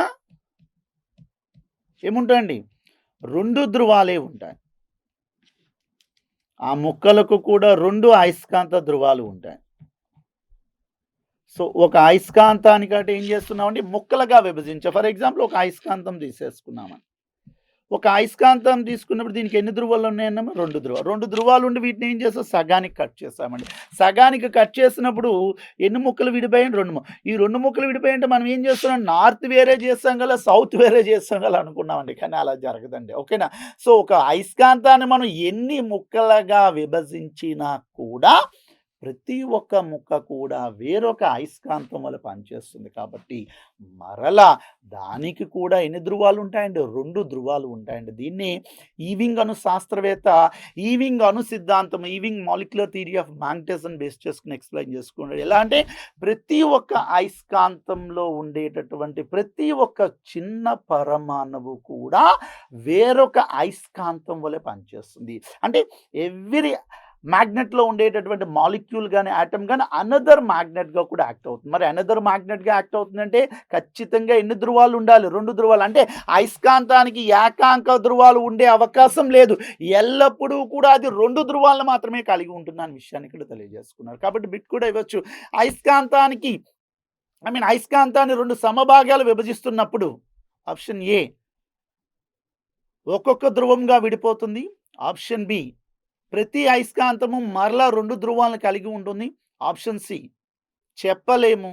ఆప్షన్ డి పాయివేవి కాదు అంటారండి. అప్పుడు ఏం చెప్పేసుకోవచ్చండి? అప్పుడు ప్రతి ఒక్క అయస్కాంతం కూడా మరలా 2 ధ్రువాలను కలిగి ఉంటుంది. కాబట్టి ప్రతి ఒక్క అణువు కానీ ప్రతి ఒక్క పరమాణువు కానీ వేరొక అయస్కాంతం వల్ల పనిచేస్తుందన్న విషయాన్ని ఈవింగ్ అణు శాస్త్రవేత్త molecular theory of magnetism Ewing అణు సిద్ధాంతాన్ని ఆధారంగా చేసుకుని మనకి ఎక్స్ప్లెయిన్ చేయడం అంటూ జరిగింది. కాబట్టి ప్రతి ఒక్క అయస్కాంతాన్ని 2 ముక్కలుగా లేదా 2 సమభాగాలుగా విభజించినప్పుడు మరలా ఆ ముక్కలు కూడా 2 అయస్కాంత ధ్రువాలు ఉంటాయి. కాబట్టి అయస్కాంతానికి ఏముంటాయని చెప్పేసుకున్నామండి? 2 ధ్రువాలు మాత్రమే కలవు. అయస్కాంతానికి ఏకాంక ధ్రువం ఉండదు. కాబట్టి ఇక్కడ ఏం రాసి వేసుకోవచ్చు? కావున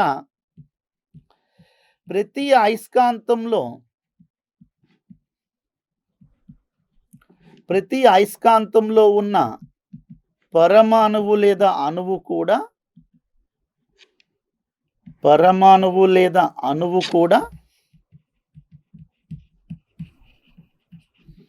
వేరొక అయస్కాంతం వలె పనిచేస్తుంది. వేరొక అయస్కాంతం వలె పనిచేస్తుంది. అందువలన అయస్కాంతానికి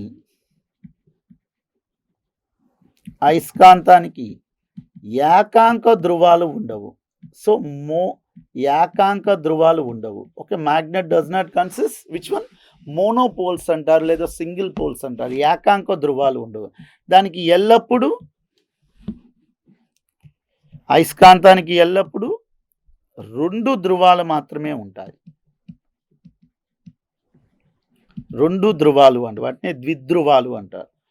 2 ధ్రువాలు మాత్రమే ఉంటాయి. ఓకే, సో ఈ విధంగా ప్రతి ఒక్క అయస్కాంతాన్ని కూడా మరలా మనం 2 భాగాలుగా విభజించినప్పుడే కాదండి, ఎన్ని భాగాలుగా విభజించినా కూడా ప్రతి ఒక్క ముక్క కూడా, లేదా ప్రతి ఒక్క భాగం కూడా మరలా ఇంకొక అయస్కాంతం వల్ల పనిచేస్తుంది. కాబట్టి అయస్కాంతానికి ఏ ధ్రువాలు ఉండవండి, ఏకాంక ధ్రువాలు ఉండవు. ప్లస్ దానికి ఎల్లప్పుడూ ఏ ధ్రువాలు ఉంటాయండి, ద్విధ్రువ స్వభావం, 2 ధ్రువాలు మాత్రమే ఉంటుంది అనే విషయాన్ని ఇక్కడ తెలియజేయడం జరిగింది. ఓకేనా, సో ఈ విధంగా అయస్కాంతం యొక్క ఇంకొక ప్రాపర్టీని మనం ఇక్కడ డిస్కస్ చేసుకున్నాం. ఓకే, నెక్స్ట్ వన్, 2 అయస్కాంత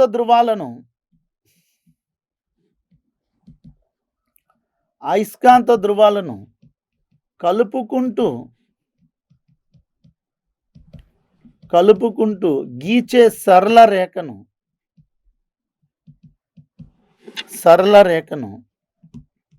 అయస్కాంత అక్షీయ రేఖ అంటారు. అయస్కాంత అక్షీయ రేఖ, దాన్ని యాక్సియల్ లైన్ అంటారు. అయస్కాంత అక్షీయ రేఖ అంటారండి. ఓకే, అక్షీయ రేఖ అంటే ఫర్ ఎగ్జాంపుల్ నేను ఒక దండయస్కాంతాన్ని తీసేసుకున్నాను. దీనికి ఎన్ని ధ్రువాలు ఉన్నాయి, 2 ధ్రువాలు, ఒకటి నార్త్ ఇంకొకటి సౌత్ అనుకున్నా. ఈ 2 అయస్కాంత ధ్రువాలను కలుపుకుంటూ గీచే సరళ రేఖని ఏ రేఖ అనుకున్నామండి, దీన్ని అక్షీయ రేఖ అంటారండి. సో ఎవరెవరిని కలుపుకుంటూ గీచే రేఖ, అయస్కాంతం యొక్క 2 ధ్రువాలను కలుపుకుంటూ గీచేటటువంటి ఈ సరళ రేఖని అయస్కాంత అక్షీయ రేఖ, దాన్నే మ్యాగ్నెటిక్ యాక్సియల్ లైన్గా డిఫైన్ చేసుకున్నాం. ఓకేనా, ఇంకొకటి కూడా ఉంది. ఈ అయస్కాంత అక్షీయ రేఖకు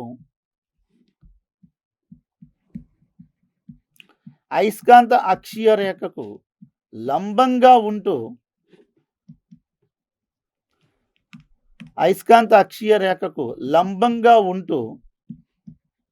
దాని మధ్య బిందువు గుండా పోతూ గీచిన రేఖని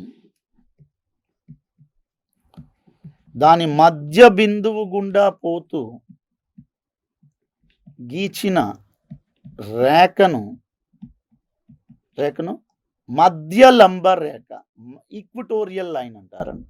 మధ్య లంబ రేఖ అండి, దాన్ని ఈక్విటోరియల్ లైన్ అంటారు. Equatorial line. ఓకే, సో మధ్య లంబ రేఖ అంటారండి. అయస్కాంతం యొక్క ఎన్ని ధ్రువాలనండి ఇక్కడ మనం అబ్జర్వ్ చేసేసుకున్నప్పుడు అండి, సో ప్రదీప్, సో అయస్కాంతం యొక్క అక్షీయ రేఖకు లంబంగా ఉంటూ దాని మధ్య బిందువు గుండా పోతూ గీచిన రేఖని ఏ రేఖ అన్నామండి, మధ్య లంబ రేఖ అంటారు. ఫర్ ఎగ్జాంపుల్ ఇది ఒక అయస్కాంతం అండి, దీనికి ఎన్ని ధ్రువాలు ఉన్నాయి, 2 ధ్రువాలు, ఒకటి ఏం చెప్పేసుకున్నాం నార్త్, ఇంకోటి ఏం చెప్పేసుకున్నాం సౌత్. ఈ 2 ధ్రువాలను కలుపుకుంటూ గీచే రేఖను ఏమనుకున్నామండి, అక్షీయ రేఖ. ఈ అక్షీయ రేఖకు మధ్య బిందువు గుండా పోతూ లంబంగా గీచినటువంటి ఈ సరళ రేఖని మధ్య లంబ రేఖ, దీన్ని ఈక్విటోరియల్ లైన్ అంటారండి. మధ్య లంబ రేఖగా భావించేసుకున్నాం. ఓకే, మధ్య లంబ రేఖ. ఎందుకు అంటే ఇక్కడ చిన్న లాజిక్ కూడా ఉంది అండి. ప్రతి ఒక్క అయస్కాంతం చుట్టూ దాని ప్రభావం అనేది కొంత ప్రదేశం వరకు ఉంటుందండి. ప్రభావం అంటే అర్థం ఏంటి, ఒక అయస్కాంతానికి కొంత దూరంలో వేరొక అయస్కాంతాన్ని ఉంచినప్పుడు ఖచ్చితంగా మొదటి అయస్కాంతం 2వ అయస్కాంతం యొక్క ధ్రువాన్ని ఆకర్షించవచ్చు లేదా వికర్షించవచ్చు.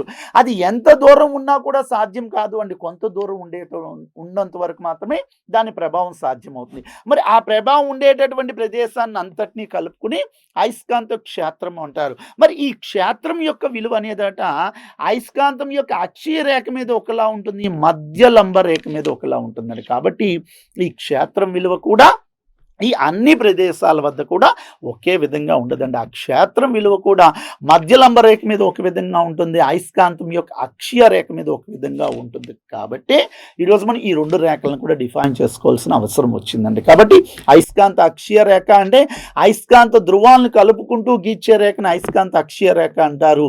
అయస్కాంత ధృవాలను మధ్య బిందువు గుండా పోతూ అయస్కాంత అక్షీయ రేఖకు లంబంగా ఉంటూ దాని మధ్య బిందువు గుండా పోతూ గీచినటువంటి సరళ రేఖని అయస్కాంత మధ్య లంబ రేఖ, దాన్ని ఈక్వటోరియల్ లైన్గా ఇక్కడ మనం డిఫైన్ చేసేసుకున్నామండి. ఓకేనా. నెక్స్ట్ వన్, అది ఇందాకేమైనా ఒక చిన్న పాయింట్ చెప్పేసుకున్నాం. ప్రతి ఒక్క అయస్కాంతం కూడా ఎన్ని భాగాలుగా విభజించినా కూడా ఏమవుతుంది అండి, ఖచ్చితంగా కూడా మరలాది ఇంకొక అయస్కాంతం వల్ల పనిచేస్తుంది. మరి ఈ భాగాలుగా విభజించినప్పుడు దాన్ని ధ్రువసత్వంలోనైతే ఎటువంటి మార్పు రాదు, కానీ అయస్కాంతం యొక్క పొడవులో మాత్రం మార్పు వస్తుందండి. మరి పొడవులో మార్పు వస్తుందంటే ఖచ్చితంగా కూడా అయస్కాంతం యొక్క ఎందులో మార్పు వస్తున్నట్టుగా భ్రామకము అండి, మ్యాగ్నెటిక్ మూమెంట్లో చేంజ్ వస్తున్న విషయాన్ని ఇక్కడ గుర్తించేసుకోవాలి. ఓకేనా. సో అయస్కాంత భ్రామకం విలువ అనేదట ఆ అయస్కాంతం యొక్క పొడవుతో మాత్రం మార్పు చెందుతుంది. ఎందుకంటే ధ్రువసత్వం అంటే దాన్ని ఎలా భాగాలుగా విభజించినా కూడా అయస్కాంతం ఉండే ధ్రువసత్వం ఒకే విధంగా ఉంటుంది. కాబట్టి ఖచ్చితంగా మ్యాగ్నెటిక్ మూమెంట్ వాల్యూ చేంజ్ అవుతుందన్న విషయాన్ని ఇక్కడ మనం తెలియజేసుకోవడం జరిగిందండి. సో ఇది ఈరోజు మనం అయస్కాంతం యొక్క ధర్మాల గురించి మనం వివరించే కాన్సెప్ట్ అండి. ఓకేనా. సో అయస్కాంత ధర్మాలను ఒకసారి మనం పరిశీలిస్తున్నప్పుడు ప్రతి ఒక్క అయస్కాంతము ఎందుకు ఈరోజు వేరొక ఇనుము వంటి ముక్కలను ఆకర్షించుకుంటుంది అంటే దాన్ని ఎలా తెలియజేశారంటే అయస్కాంతం యొక్క 2 చివర్ల వద్ద కూడా ఈరోజు ఎలక్ట్రాన్లు అనేవి ఒక క్రమమైనటువంటి పద్ధతిలో అమరి ఉంటాయి. ఎవరితో పోల్చుకుంటే మధ్య భాగంతో పోల్చుకుంటే. మరి మధ్య భాగంతో పోల్చుకుంటే ఎలక్ట్రాన్ చివరి వద్ద ఎక్కువగా ఒక క్రమమైన పద్ధతిలో అమరి ఉంటున్నాయి. కాబట్టి ఆ అయస్కాంతానికి ఆకర్షణ లేదా వికర్షణ స్వభావం ఎక్కువగా చివర్ల వద్ద మాత్రమే కేంద్రీకృతం అయి ఉంటుంది. ఆ 2 చివర్లకే ఈరోజు ఏమని పేరు పెట్టారంటే ధ్రువము అని పేరు పెట్టడం జరిగింది. మరి ఆ ధ్రువము వేరొక అయస్కాంత ధ్రువాన్ని ఎంత బలం చేత ఆకర్షిస్తుందో లేదా వికర్షిస్తుందో దాన్ని ధ్రువసత్వము అన్నారు. దాన్ని ఈరోజు మనం ఆంపియర్ మీటర్ అనే ప్రమాణాల్లో కొలవడం జరిగింది.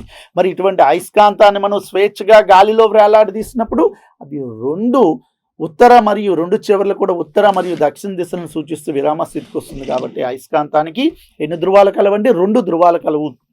ఒకటి ఉత్తర ధ్రువం, రెండవది దక్షిణ ధ్రువంగా భావించేసుకున్నాం. మరి ఇటువంటి అయస్కాంతాన్ని ఎన్ని భాగాలుగా విభజించినా కూడా మరలా ఆ ప్రతి ఒక్క భాగం కూడా వేరొక అయస్కాంతం వల్ల పనిచేస్తుంది. కాబట్టి అయస్కాంతానికి ఎల్లప్పుడూ కూడా ఏ ధ్రువాలు ఉంటాయండి, ఏకాంక ధ్రువాలు ఉండవు. కేవలం ఎల్లప్పుడూ కూడా ద్విధ్రువ స్వభావాన్ని మాత్రమే కలిగి ఉంటుంది. మరి ఆ దిశలను సూచిస్తుంది కాబట్టి దాన్ని దిశా ధర్మం అంటారు. అటువంటి దిశా ధర్మాన్ని ఆధారంగా చేసుకొని మొట్టమొదటిగా చైనా దేశస్తులాట నావికా దిక్సూచి అంటారండి. మ్యాగ్నెటిక్ కంపాస్ నీడల్ని ఈరోజు మనం తయారు చేసుకున్నారు. దాన్ని ఈరోజు మనం డిఫరెంట్ యూజెస్లో మనం నవేడేస్లో యూసేజ్ చేసుకోవడం అంటూ జరుగుతుంది. ఓకే. మరి అయస్కాంత భ్రామకము అంటే అయస్కాంతం యొక్క ధ్రువసత్వానికి మరియు అయస్కాంత పొడవుకి మధ్య గల లబ్ధాన్ని అయస్కాంత భ్రామకంగా భావించేసుకున్నారు. సో ఇవి ఈరోజు మనం అయస్కాంతం యొక్క ధర్మాల గురించి మనం తెలుసుకోవాల్సినటువంటి అంశాలు అండి. ఓకేనా. అయితే ఇటువంటి అయస్కాంతం యొక్క ధ్రువాల మధ్య ఉండే ఆకర్షణ లేదా వికర్షణ స్వభావాన్ని ఆధారంగా చేసుకొని అయస్కాంత క్షేత్రాన్ని తెలియజేశారు అండి. ఏంటి సార్ అయస్కాంత క్షేత్రము? మ్యాగ్నెటిక్ ఫీల్డ్ అంటారు.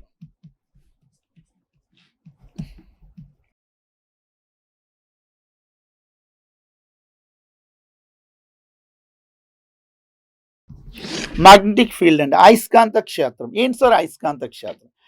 ప్రతి అయస్కాంతం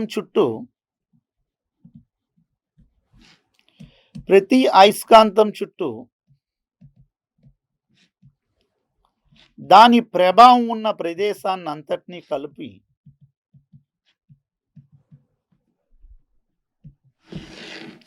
ప్రతి అయస్కాంతం చుట్టూ దాని ప్రభావం ఉన్న ప్రదేశాన్ని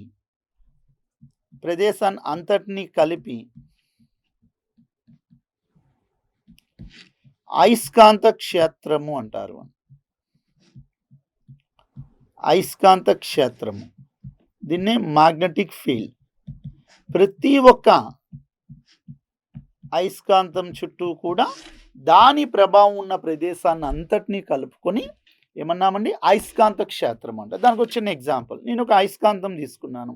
అయస్కాంతానికి ఎన్ని ధృవాలు ఉంటాయండి? 2 ధృవాలు. ఏంటేంటండి? నార్త్ ఒకటి, సౌత్ అండి. ఉత్తర మరియు దక్షిణ ధ్రువం. ఇప్పుడు దీనికి కొంత దూరంలో వేరొక అయస్కాంతాన్ని తీసుకున్నా. దానికి ఎన్ని ధృవాలు ఉంటాయండి? 2 ధృవాలు. ఏంటండి? నార్త్ అండి, సౌత్ అండి. అయితే ఈ మొదటి అయస్కాంతంతో కంపేర్ చేస్తే రెండవ అయస్కాంతాన్ని ఎంత దూరంలో ఉంచినా కూడా మొదటి అయస్కాంతము రెండవ అయస్కాంతాన్ని ఆకర్షించదు లేదా వికర్షించడం జరగదండి. అంటే ఎంత దూరంలో ఉన్నా కూడా అది సాధ్యం కాదు అండి. సో కొంత పరిమితమైనటువంటి దూరంలో ఉంటున్నప్పుడు మాత్రమే మొదటి అయస్కాంతం రెండవ అయస్కాంతాన్ని ఆకర్షించవచ్చు లేదా వికర్షించవచ్చు అండి. సో ఆ మొదటి అయస్కాంతము రెండవ అయస్కాంతాన్ని ఆకర్షించే వికర్షించే స్వభావము కొంత ప్రదేశం వరకు మాత్రమే ఉంటుందండి. మరి ఆ ప్రదేశం ఉండేటటువంటి ప్రభావం ఉండే ప్రాంతాన్ని అయస్కాంత క్షేత్రము అంటారు. దాన్నే మ్యాగ్నెటిక్ ఫీల్డ్‌గా భావించేసుకున్నారు. సో మ్యాగ్నెటిక్ ఫీల్డ్ అంటే ఈ సందర్భంలో చూడండి, మొదటి అయస్కాంతం యొక్క ప్రభావానికి బయట ప్రాంతంలో రెండవ అయస్కాంతం ఉంది కాబట్టి ఈ మొదటి అయస్కాంతం రెండవ అయస్కాంతాన్ని ఆకర్షించదు, వికర్షించదండి. ఒకవేళ ఈ రెండవ అయస్కాంతాన్ని మనం మొదటి అయస్కాంతం ప్రభావం ఉండే ప్రాంతంలో తీసుకొచ్చా అంటే ఆ క్షేత్రంలో తీసుకొస్తే ఖచ్చితంగా మొదటి అయస్కాంతం రెండవ అయస్కాంతాన్ని ఆకర్షించవచ్చు లేదా వికర్షించవచ్చు అండి. అందుకోసమే ప్రతి ఒక్క అయస్కాంతం చుట్టూ కూడా దాని ప్రభావము కొంత ప్రదేశం వరకు వ్యాపించి ఉంటుంది లేదా ఆక్రమించి ఉంటుంది. ఆ వ్యాపించి లేదా ఆక్రమించి ఉండేటటువంటి ప్రాంతాన్ని ఈరోజు ఏమనుకున్నాం? అయస్కాంత క్షేత్రం అని పిలుస్తున్నారు. దాన్ని ఈరోజు మనం మ్యాగ్నెటిక్ ఫీల్డ్‌గా డిఫైన్ చేసుకున్నాం. అంటే ఎవ్రీ మ్యాగ్నెట్ చుట్టూ దాని యొక్క ఇన్‌ఫ్లుయెన్స్‌డ్ రీజియన్ సర్టెన్ ప్లేస్ వరకు ఆక్యుపై చేసుకుంటుంది. మరి ఆ ఇన్‌ఫ్లుయెన్స్‌డ్ రీజియన్ ఉండేటటువంటి ప్లేస్‌నే ఈరోజు మనం మ్యాగ్నెటిక్ ఫీల్డ్‌గా డిఫైన్ చేసుకున్నాం. దాన్ని అయస్కాంత క్షేత్రము అంటారండి. కాబట్టి ప్రతి ఒక్క అయస్కాంతం చుట్టూ దాని ప్రభావము ఉండేటటువంటి ప్రదేశాన్ని అంతటిని కలుపుకుని అయస్కాంత క్షేత్రం అంటారు. దాన్నే మ్యాగ్నెటిక్ ఫీల్డ్‌గా ఈరోజు డిఫైన్ చేసుకున్నాం. ఓకేనా? మరి ఇటువంటి అయస్కాంత క్షేత్రం యొక్క విలువ అన్ని అయస్కాంతాలకు ఒకే విధంగా ఉంటుందా? అది కూడా మారిపోతూ ఉంటుందా? మరి దాన్ని ఎలా లెక్కిస్తున్నాం? మరి అటువంటి ప్రతి ఒక్క అయస్కాంత క్షేత్రం యొక్క విలువను లెక్కగట్టడానికి ఒక భౌతిక రాశిని ప్రవేశపెట్టారు. దాన్ని అయస్కాంత క్షేత్ర ప్రేరణ అంటారు. మ్యాగ్నెటిక్ ఫీల్డ్ ఇండక్షన్ అండి. మ్యాగ్నెటిక్ ఫీల్డ్ ఇండక్షన్ అంటారు. అయస్కాంత క్షేత్ర ప్రేరణ అంటారు లేదా అయస్కాంత అభివాహ సాంద్రత అంటారు. దాన్ని మ్యాగ్నెటిక్ ఫ్లక్స్ డెన్సిటీ అంటారు. అయస్కాంత అభివాహ సాంద్రత అంటారు లేదా అయస్కాంత క్షేత్ర ప్రేరణ అంటారు. దీన్ని ఈరోజు దేంతో ఇండికేట్ చేస్తున్నామంటే క్యాపిటల్ బితో ఇండికేట్ చేస్తున్నామండి. ఆ క్యాపిటల్ బిని ఈక్వేషన్ ప్రకారంగా రాసుకోవాలంటే F/m అంటారు. అంటే ఏకాంక ఉత్తర ధ్రువం మీద పనిచేసే బలాన్ని అయస్కాంత క్షేత్ర ప్రేరణ లేదా అయస్కాంత అభివాహ సాంద్రత అంటారు. ఇంకొక ఈక్వేషన్ కూడా ఉందండి, Φ/a అని కూడా పిలుస్తున్నారండి. ఓకేనా? ఫై అంటే ఏంటంటే అయస్కాంత అభివాహము అంటారు. ఫై అంటే ఏం చెప్పేసుకున్నామండి? అయస్కాంత అభివాహము, మ్యాగ్నెటిక్ ఫ్లక్స్ అంటారు. అయస్కాంత అభివాహము. ఓకేనా? ఏంటి ఏం చెప్పేసుకున్నామంటే ఉపరితల వైశాల్యం. ఉపరితల వైశాల్యం లేదా ఆ తలం యొక్క వైశాల్యం, ఏరియా. ఓకే. అభివాహాన్ని ఎందులో కొలుస్తున్నారంటే వెబర్స్లో కొలుస్తారండి. ఉపరితల వైశాల్యాన్ని మీటర్ స్క్వేర్లో కొలుస్తున్నారు. కాబట్టి ఈరోజు అయస్కాంత క్షేత్ర ప్రేరణని ఎందులో కొలుస్తున్నారంటే వెబర్ పర్ స్క్వేర్ మీటర్ ప్రమాణాల్లో కొలుస్తున్నారు. ఇంకా చెప్పాలి అంటే ప్రజెంట్ అంతర్జాతీయంగా ఎస్ఐ పద్ధతి ప్రమాణం అంటే టెస్లాలో కొలుస్తున్నారు. ఇంకా చెప్పాలి అంటే గాస్లో కొలుస్తున్నారు. ఇంకా చెప్పాలి అంటే ఆరిస్టెడ్లో కొలుస్తున్నారు. ఇంకా చెప్పాలి అంటే మాక్స్వెల్ అని ప్రమాణాల్లో కొలుస్తున్నారండి. సో ఇవన్నీ కూడా ఎవరి యొక్క ప్రమాణాలండి? అయస్కాంత క్షేత్ర ప్రేరణ లేదా అయస్కాంత క్షేత్ర తీవ్రత యొక్క ప్రమాణాలు లేదా అయస్కాంత క్షేత్రం యొక్క అభివాహ సాంద్రత అంటారండి. సో అయస్కాంత క్షేత్ర ప్రేరణ లేదా అయస్కాంత అభివాహ సాంద్రత యొక్క ప్రమాణాలు ఎలా రాసుకున్నామండి? వెబర్ పర్ స్క్వేర్ మీటర్ లేదా టెస్లా లేదా గాస్ లేదా ఆరిస్టెడ్ అని ప్రమాణాల్లో కొలుస్తున్నారు. ఇంకా ఇంకా చెప్పాలి అనుకుంటే ఐ మీన్ మాక్స్‌వెల్‌లో కూడా ఈరోజు కొలవడం కూడా జరుగుతుందండి. సో, అయస్కాంత క్షేత్రము అంటే ప్రతి ఒక్క అయస్కాంతం చుట్టూ దాని ప్రభావము ఎంత ప్రదేశం వరకు వ్యాపించి ఉంటుందో, ఆ ప్రదేశాన్ని అంతటిని కలుపుకునే అయస్కాంత క్షేత్రం అని భావించారు. అటువంటి అయస్కాంత క్షేత్రం యొక్క తీవ్రతను లెక్కగట్టడానికి వీలుగా ప్రతి ఒక్క అయస్కాంత ఏకాంక ఉత్తర ధ్రువం మీద ఎంత బలమైతే పనిచేస్తుందో, ఆ పనిచేసే బలాన్ని అయస్కాంత క్షేత్ర ప్రేరణ అంటారు. లేదా ఏకాంక వైశాల్యం గుండా పోయే అయస్కాంత అభివాహాన్ని అండి. ఓకేనా? ఏకాంక వైశాల్యం గుండా పోయే అయస్కాంత అభివాహాన్ని కూడా అయస్కాంత అభివాహ సాంద్రత లేదా అయస్కాంత క్షేత్ర ప్రేరణగా భావించారు. మరి ఇటువంటి దాన్ని ఈరోజు ఏ ప్రమాణాల్లో కొలుస్తున్నాం? వెబర్ పర్ మీటర్ స్క్వేర్‌లో కొలుస్తున్నాము. లేదా టెస్లా ఎస్ఐ ప్రమాణం టెస్లాలో కొలుస్తున్నాం అంతర్జాతీయంగా. ఇంకా గాసన్ ప్రమాణాల్లో కొలుస్తున్నాము. ఇంకా ఎందులో కొలుస్తున్నామండి? ఆయిర్స్టెడ్ అని ప్రమాణాల్లో కూడా ఈరోజు అయస్కాంత క్షేత్ర ప్రేరణ లేదా అయస్కాంత అభివాహ సాంద్రతను లెక్కగట్టడం అంటూ జరుగుతుందండి. ఓకేనా? మరి ఈ అభివాహం తెలుసుకోవాలి అంటే బలరేఖల గురించి ఒక చిన్న కాన్సెప్ట్ మనం తెలుసుకోవాలి అండి. సో, బలరేఖ వచ్చేసరికి మ్యాగ్నెటిక్ ఫీల్డ్ లైన్స్ అంటారు. అయస్కాంత బలరేఖలు. మ్యాగ్నెటిక్ లైన్స్ ఆఫ్ ఫోర్స్ అంటారు. ఓకే. ఇందాకే చెప్పుకున్నాం. ప్రతి ఒక్క అయస్కాంతం చుట్టూ ఏమి ఏర్పడుతుందండి? అయస్కాంత క్షేత్రం ఏర్పడుతుంది. మరి ఈ క్షేత్రం అనేది కేవలం ఒక ఊహాజనితమైనదేనండి. ఓకేనా? ఎంతవరకు ఉంది అనే విషయాన్ని మనం తెలుసుకోవాలి అంటే ఈ అయస్కాంతం చుట్టూ బలరేఖలు నిర్మించడం జరుగుతుంది. మరి ఈ బలరేఖలు మనం తీసుకుంటే ఒక ఏకాంక ఉత్తర ధ్రువం చలించే మార్గాన్ని అయస్కాంత బలరేఖ అంటారండి. ఒక ఏకాంక ఉత్తర ధ్రువం తీసేసుకోండి.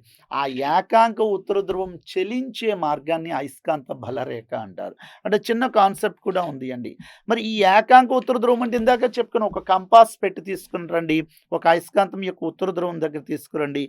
కంపాస్ పెట్టిలో కూడా ఒక అయస్కాంత సూచి ఉంటుంది. దానికి కూడా 2 ధ్రువాలు ఉంటాయి. దాని యొక్క ఉత్తర ధ్రువం ఈ ఉత్తర ధ్రువాన్ని వికర్షిస్తుంది. దక్షిణ ధ్రువం ఆకర్షిస్తుంది. ఆ ఉత్తర ధ్రువం అనేది ఏ మార్గంలో చలిస్తుందో ఆ చలించే మార్గాన్ని అయస్కాంత బలరేఖ అంటారు. సో, ఈ ఏకాంక ఉత్తర ధ్రువము ఏకాంక అయస్కాంత ఉత్తర ధ్రువము చలించే మార్గాన్ని అయస్కాంత బలరేఖ మ్యాగ్నెటిక్ ఫీల్డ్ లైన్ చలించే మార్గాన్ని ఏమంటారండి? అయస్కాంత బలరేఖ. దాన్ని మ్యాగ్నెటిక్ ఫీల్డ్ లైన్ అంటారండి. సో, మ్యాగ్నెటిక్ ఫీల్డ్ లైన్ అంటే ఏకాంక ఉత్తర ధ్రువం చలించే మార్గము అంటారండి. సో, ప్రతి ఒక్క అయస్కాంతం చుట్టూ అయస్కాంత క్షేత్రం ఉంది అని తెలుసు. అది ఊహాజనితమైనదేనండి. అటువంటి అయస్కాంత క్షేత్రాన్ని నిర్మించుకోవడానికి వీలుగా ప్రతి ఒక్క అయస్కాంతం చుట్టూ బలరేఖలు నిర్మించుకుంటున్నారు. మరి ఆ బలరేఖలు గీసుకున్నప్పుడు ఎలా రాసుకుంటున్నారు? ఏకాంక అయస్కాంత ఉత్తర ధ్రువం చలించే మార్గాన్ని అయస్కాంత బలరేఖ మ్యాగ్నెటిక్ ఫీల్డ్ లైన్ అంటారు. దీనికి ఒక చిన్న కాన్సెప్ట్ కూడా ఉంది. బలరేఖలు ఎల్లప్పుడూ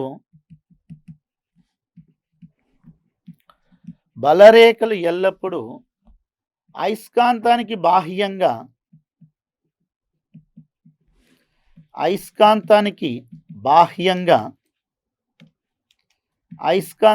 బాహ్యంగా ఎటు నుండి ఎటు ప్రయాణిస్తాయండి?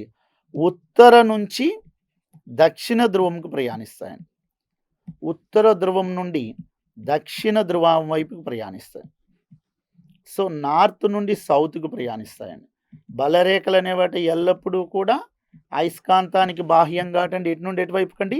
నార్త్ నుండి సౌత్‌కు ప్రయాణిస్తాయండి. ఎల్లప్పుడూ కూడా అవి నార్త్ నుండి సౌత్ వైపు ప్రయాణిస్తాయి. ఓకేనా? ఎటువైపు అంటే ఎప్పుడు? అయస్కాంతానికి బాహ్యంగా. కానీ అయస్కాంతానికి అంతరంగా మాత్రం ఎటు నుండి ఎటు ప్రయాణిస్తాయండి? సౌత్ నుంచి నార్త్‌కు ప్రయాణిస్తాయి. ఓకేనా? కానీ అంతరంగా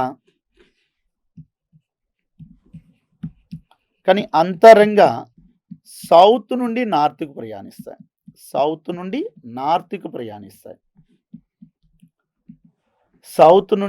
నార్త్‌కు ప్రయాణిస్తున్నాయండి. ఓకే. అయస్కాంత బలరేఖలు అనేవాటి ఎల్లప్పుడూ కూడా అయస్కాంతానికి బాహ్యంగా అయితే ఉత్తర ధ్రువం నుండి దక్షిణ ధ్రువానికి ప్రయాణిస్తున్నాయి. కానీ అంతరంగా మాత్రం సౌత్ నుండి నార్త్‌కి ప్రయాణిస్తున్నాయండి. సో, ఇంటర్నల్‌గా మాత్రం సౌత్ నుండి నార్త్‌కి ప్రయాణిస్తున్నాయి. కాబట్టి అయస్కాంత వక్రాలు అంటే బలరేఖలు ఏ బలరేఖలండి? అయస్కాంత బలరేఖలు సంవృతాలు అంటారండి. క్లోజ్డ్ లైన్స్ అంటారు. అంటే అవి ఓపెన్ లూప్స్ కావండి. క్లోజ్డ్ లూప్స్ అంటారు. అదే విద్యుత్ బలరేఖలైతే ఓపెన్ లూప్స్ అంటారండి. వివృత వక్రాలు అంటారు. బట్ అయస్కాంత బలరేఖలు మాత్రం సంవృతాలు అండి. అవి ఎప్పుడూ కూడా క్లోజ్డ్ లూప్స్. ఎందుకు? ఎక్స్టర్నల్‌గా అయితే నార్త్ నుండి సౌత్‌కి వెళ్తున్నాయి. ఇంటర్నల్‌గా మాత్రం సౌత్ నుండి నార్త్‌కి వస్తున్నాయండి. మరి ఈ కాన్సెప్ట్ బేస్ చేసుకొని ఇంకొక పాయింట్ కూడా గుర్తుంచేసుకోవాలి. ఫస్ట్‌లో మనం చెప్పేసుకున్నాం. అయస్కాంతం యొక్క ఆకర్షణ లేదా వికర్షణ స్వభావం ఎక్కడ అధికంగా ఉంటుందని చెప్పేసుకున్నాము.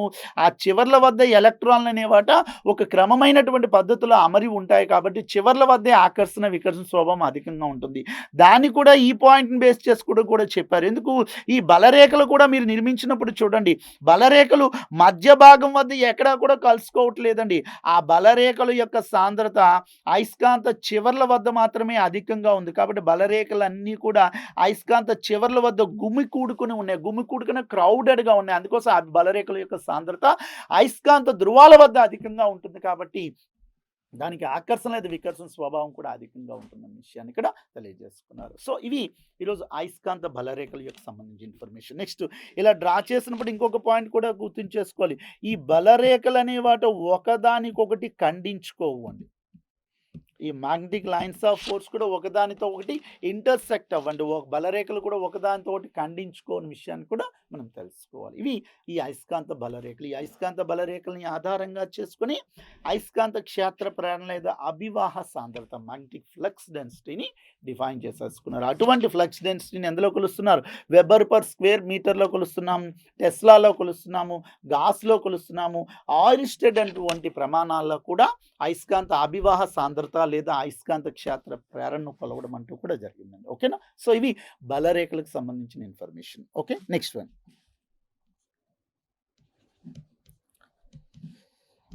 కృత్రిమ అయస్కాంతాన్ని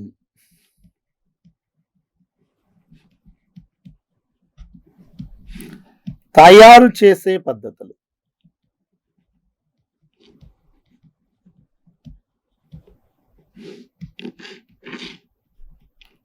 ఓకే, సో స్టార్టింగ్లో మనం ఒక పాయింట్ చెప్పేసుకున్నాం. మనం ఈరోజు ప్రకృతిలో సహజ సిద్ధంగా కూడా అయస్కాంతాలు అనేవి లోడ్ స్టోన్స్ రూపంలో లభిస్తున్నాయనే విషయాన్ని మొట్టమొదటిగా ఆసియా మైనర్లోని మెగ్నీషియా అనే గ్రామం వద్ద గుర్తించారనే విషయాన్ని ఇందాకే మనం చదివేసుకున్నాం. అంటే ఈ లోడ్ స్టోన్స్ రూపంలో లభించేటటువంటి అయస్కాంతాలు మనకి కావలసినటువంటి ఆకృతిలో ఉండలేకపోవడం అనేది ఒక కారణం. ప్లస్ మనకి ఎంత తీవ్రత కావాలో అంత తీవ్రత కలిగినటువంటి అయస్కాంతాలు లభించలేకపోవడం, ఇలాంటివన్నీ కూడా జరుగుతున్నాయి. కాబట్టి మానవుడు ఏం చేశాడు అంటే తన అవసరాలకి అనుగుణంగా సహజ అయస్కాంతాలని ఆధారంగా చేసుకుని కృత్రిమంగా అయస్కాంతాలను కూడా ఈరోజు కనిపెట్టడం జరిగింది. ఆ కృత్రిమ అయస్కాంతాలను తయారు చేశాడు. ఆ కృత్రిమ అయస్కాంతాలను ఈరోజు మనం వివిధ రకాలైనటువంటి అప్లికేషన్స్లో కూడా యూసేజ్ చేస్తున్నామండి. అయితే మానవుడు తన ఆవిర్భావం నుండి ఇప్పటి వరకు కృత్రిమ అయస్కాంతాలను తయారు చేసుకోవడానికి రకరకాల పద్ధతులను ఉపయోగించాడు. అయితే అందులో ఏంటి ఆ పద్ధతులు అనేది ఒకసారి ఆ పద్ధతి గురించి మనం జస్ట్ తెలుసుకుంటే చాలు. అందులో ముఖ్యంగా ప్రాచుర్యం చెందినటువంటి పద్ధతి ఏంటి, ప్రజెంట్ మనం యూసేజ్ చేసినటువంటి పద్ధతి ఏంటి అనేది ఒకసారి చర్చించుకుందామండి. మరి కృత్రిమ అయస్కాంతాన్ని తయారు చేయడానికి ముఖ్యంగా ఫస్ట్ వన్ ఏకస్పర్శ పద్ధతిని ఒకప్పుడు యూసేజ్ చేశారండి. సింగిల్ టచ్ మెథడ్ అంటారు. ఏకస్పర్శ పద్ధతి అంటారండి. సింగిల్ టచ్ మెథడ్ అంటారు. సో ఒకప్పుడు ఏకస్పర్శ పద్ధతిని ఉపయోగించుకొని కృత్రిమ అయస్కాంతాలని తయారు చేశారు. అదేవిధంగా ద్విస్పర్శ పద్ధతి అంటారు. ద్విస్పర్శ పద్ధతి అంటారు. దీన్నే డబుల్ టచ్ మెథడ్ అంటారండి. సో ఏకస్పర్శ పద్ధతి ఒకటి, ద్విస్పర్శ పద్ధతి అంటే డబుల్ టచ్ మెథడ్ అంటారు. అంటే అదేవిధంగా వేడి చేసి చల్లార్చు పద్ధతి అండి.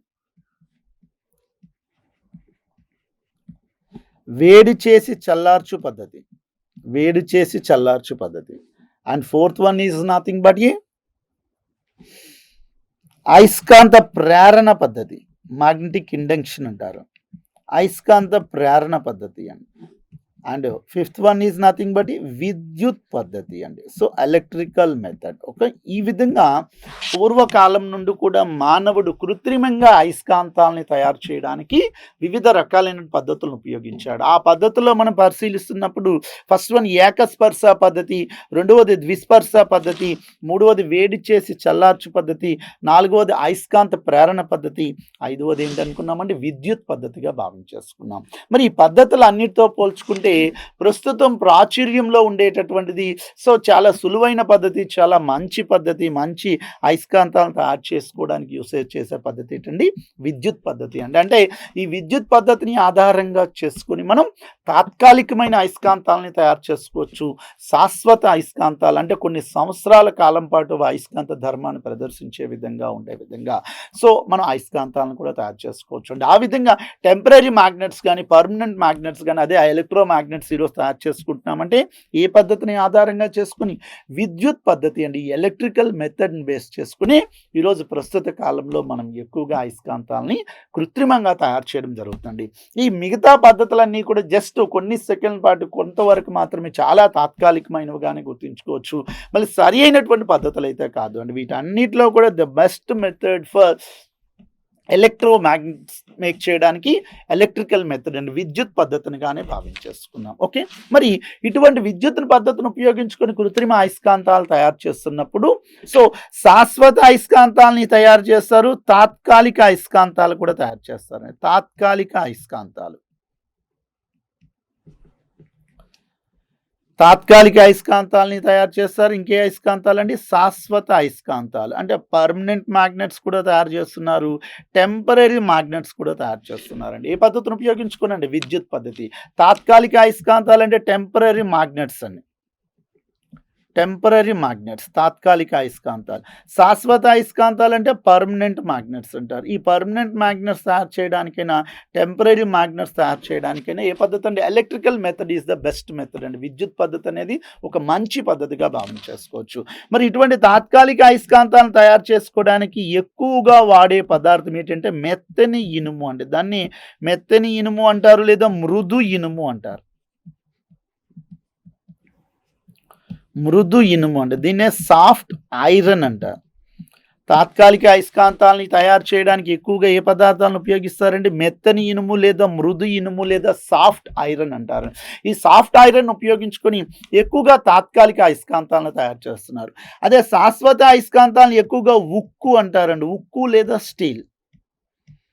స్టీల్ని ఉపయోగిస్తారు. ఇంకా చెప్పాలంటే ఆల్నికో అంటారండి. ఈరోజు మనం ల్యాబొరేటరీలో వాడుతున్న మ్యాగ్నెట్స్ అన్ని ఆల్నికో అంటే aluminium plus nickel plus cobalt అంటారండి. ఇంకా టికోనాల్ కూడా ఉంటుందండి. ఎక్కువగా ఉక్కు కానీ ఆల్నికో వంటి పదార్థాలను మనం శాశ్వత అయస్కాంతాలను తయారు చేయడానికి యూసేజ్ చేస్తున్నాము. బట్ తాత్కాలిక అయస్కాంతాలను తయారు చేయాలంటే మెత్తని ఇనుము యూసేజ్ చేస్తున్నాం. అంటే దీనికి కూడా ఒక చిన్న డిఫరెన్స్ ఉందండి. ఉక్కుని కానీ ఈరోజు ఎక్కువగా శాశ్వత అయస్కాంతాలు తయారు చేసుకోవడానికి ఉపయోగిస్తున్నామంటే కారణం ఏంటంటే దానికి రిటెంటివిటీ ఎక్కువగా ఉంటుంది. వెరీ ఇంపార్టెంట్ పాయింట్ అండి. ఓకేనా, ఇంగ్లీష్లో దానికి ఏమంటారు, రిటెంటివిటీ అంటారు. రిటెంటివిటీ అంటే అర్థం ఏంటి, బాహ్య అయస్కాంత క్షేత్రాన్ని తీసివేసినా కూడా ఉక్కు అనేదాట తనలో కొంతకాలం వరకు కూడా అయస్కాంత ధర్మాన్ని నిలిపి ఉంచుకుంటుందండి. ఆ అయస్కాంత ధర్మాన్ని బాహ్య అయస్కాంత క్షేత్రం తీసివేసినా కూడా కొంతకాలం వరకు నిలిపి ఉంచుకుంటుంది. కాబట్టి అటువంటి ధర్మాన్ని ఏమనుకున్నాం, రిటెంటివిటీ అంటారు. అందుకోసమే ఈరోజు ఉక్కుకి రిటెంటివిటీ ఎక్కువగా ఉంటుంది. ఎవరితో పోల్చుకుంటే, మెత్తని ఇనుముతో పోల్చుకుంటే. సో మోస్ట్లీ శాశ్వత అయస్కాంతాలన్నింటినీ కూడా ఉక్కుతో తయారు చేయడం జరుగుతుంది. ఇంకా అల్నికో అనే పదార్థాలతో తయారు చేస్తున్నారు. బట్ అల్నికో అనేది అంటే మిశ్రమ లోహాలు అండి. అల్యూమినియం ఉంటుంది, నికెల్ ఉంటుంది, కోబాల్ట్ ఉంటుందండి. బట్ తాత్కాలిక అయస్కాంతాలను మాత్రం ఈరోజు మెత్తని ఇనుము సహాయంతో తయారు చేస్తున్నారు. అయితే ఈ మెత్తని ఇనుము కేవలం కూడా తాత్కాలిక అయస్కాంతాలు తయారు చేయడమే కాదండి, మెత్తని ఇనుముకి ఇంకా ఇంపార్టెన్స్ ఉంది. అయస్కాంత కవచాలుగా కూడా వాడతారండి. అయస్కాంత కవచాలుగా వాడతారు. ఇంకా చెప్పాలి అంటే ట్రాన్స్ఫార్మర్లో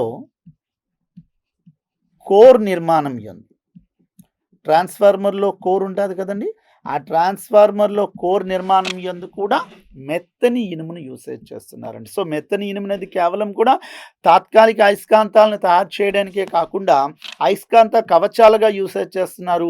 ట్రాన్స్‌ఫార్మర్‌లో కోర్ ఉంటాదండి. ఆ కోర్ అనే పదార్థాన్ని కూడా ఈ మెత్తని ఇనుము సహాయంతోటే ఎందుకంటే ట్రాన్స్‌ఫార్మర్‌లో కోర్ అనేది ఏం చేస్తుంది అంటే విద్యుత్ సామర్థ్య నష్టాలను తగ్గించడానికి యూసేజ్ చేస్తుంది. మరి అటువంటి విద్యుత్ సామర్థ్య నష్టాలను తగ్గించాలి అంటే మోస్ట్ ప్రాబబ్లీ మెత్తని ఇనుము అయితే బాగా తగ్గిస్తుందనే విషయాన్ని గుర్తుంచుకొని ట్రాన్స్‌ఫార్మర్‌లో కోర్‌ని కూడా మెత్తని ఇనుముతో తయారు చేస్తున్నారు.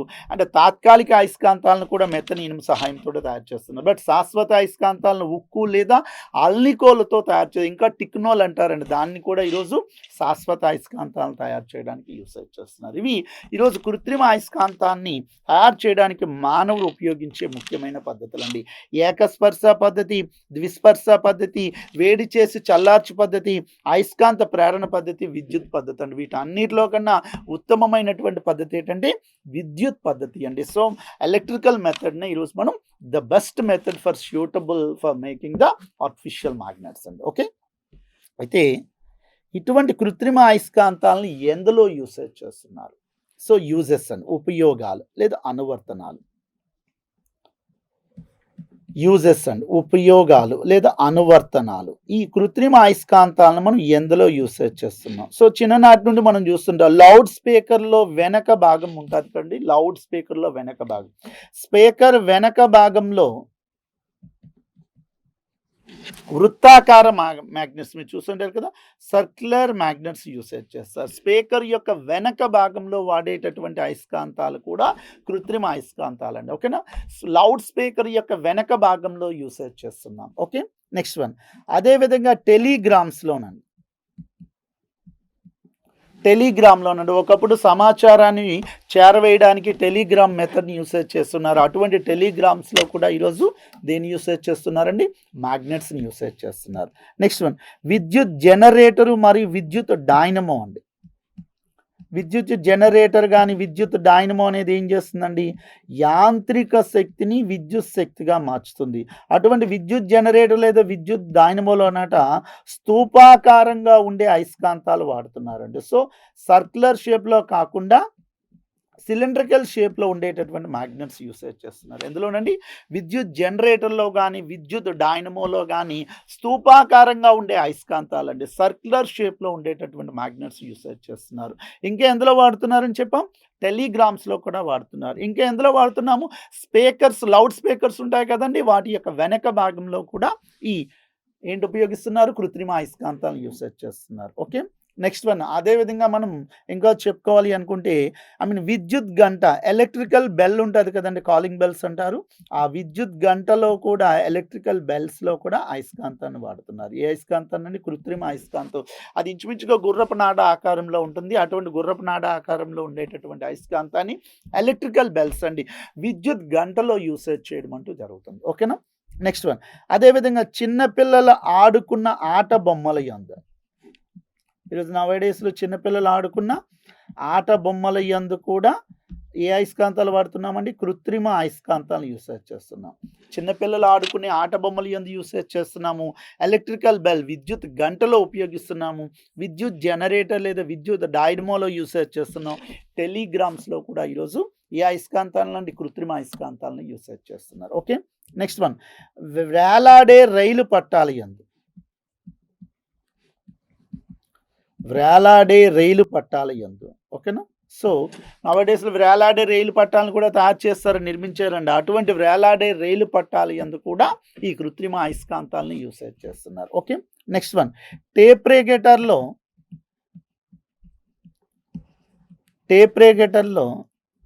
టేప్ మీద ఫెర్రిక్ ఆక్సైడ్ అనే పూత పోస్తారండి. ఫెర్రిక్ ఆక్సైడ్ అను పూత పోస్తారండి. ఆ పూత కూడా ఈరోజు పూస్తున్నారంటే ఆ ఫెర్రిక్ ఆక్సైడ్ కూడా ఏ పదార్థం అండి? అయస్కాంతమే. సో, అటువంటి ఫెర్రిక్ ఆక్సైడ్ కూడా ఈరోజు యూసేజ్ చేస్తున్నాం. టేప్ రేగేటర్‌లో దేని మీద అండి? టేప్ మీద. టేప్ రీల్ ఉంటుంది కదండి, ఆ టేప్ రీల్ మీద కూడా ఫెర్రిక్ ఆక్సైడ్ అని పూత పోస్తున్నారు. అంటే అది కూడా ఈరోజు అయస్కాంతంగానే తెలియజేసుకున్నాం. ఓకే. నెక్స్ట్ వన్, ఇంకా మనం చెప్పుకోవాలి అనుకుంటే మానసిక పరిపక్వతను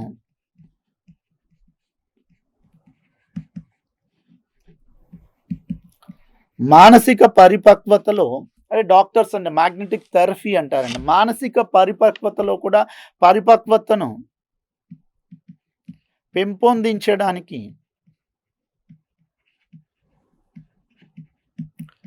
వైద్య రంగంలో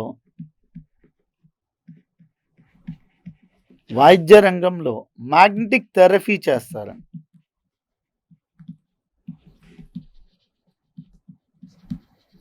సో మానసిక పరిపక్వతను పెంపొందించడానికి వైద్య రంగంలో ఏ థెరపీ చేస్తారంటే మ్యాగ్నెటిక్ థెరపీ అంటారండి. ఈ మ్యాగ్నెటిక్ థెరపీ కూడా ఈరోజు మానసిక పరిపక్వతను పెంపొందించడానికి దేనిలో ఉపయోగిస్తున్నారండి? వైద్య రంగంలో యూసేజ్ చేస్తున్నామండి. ఓకేనా? సో మానసిక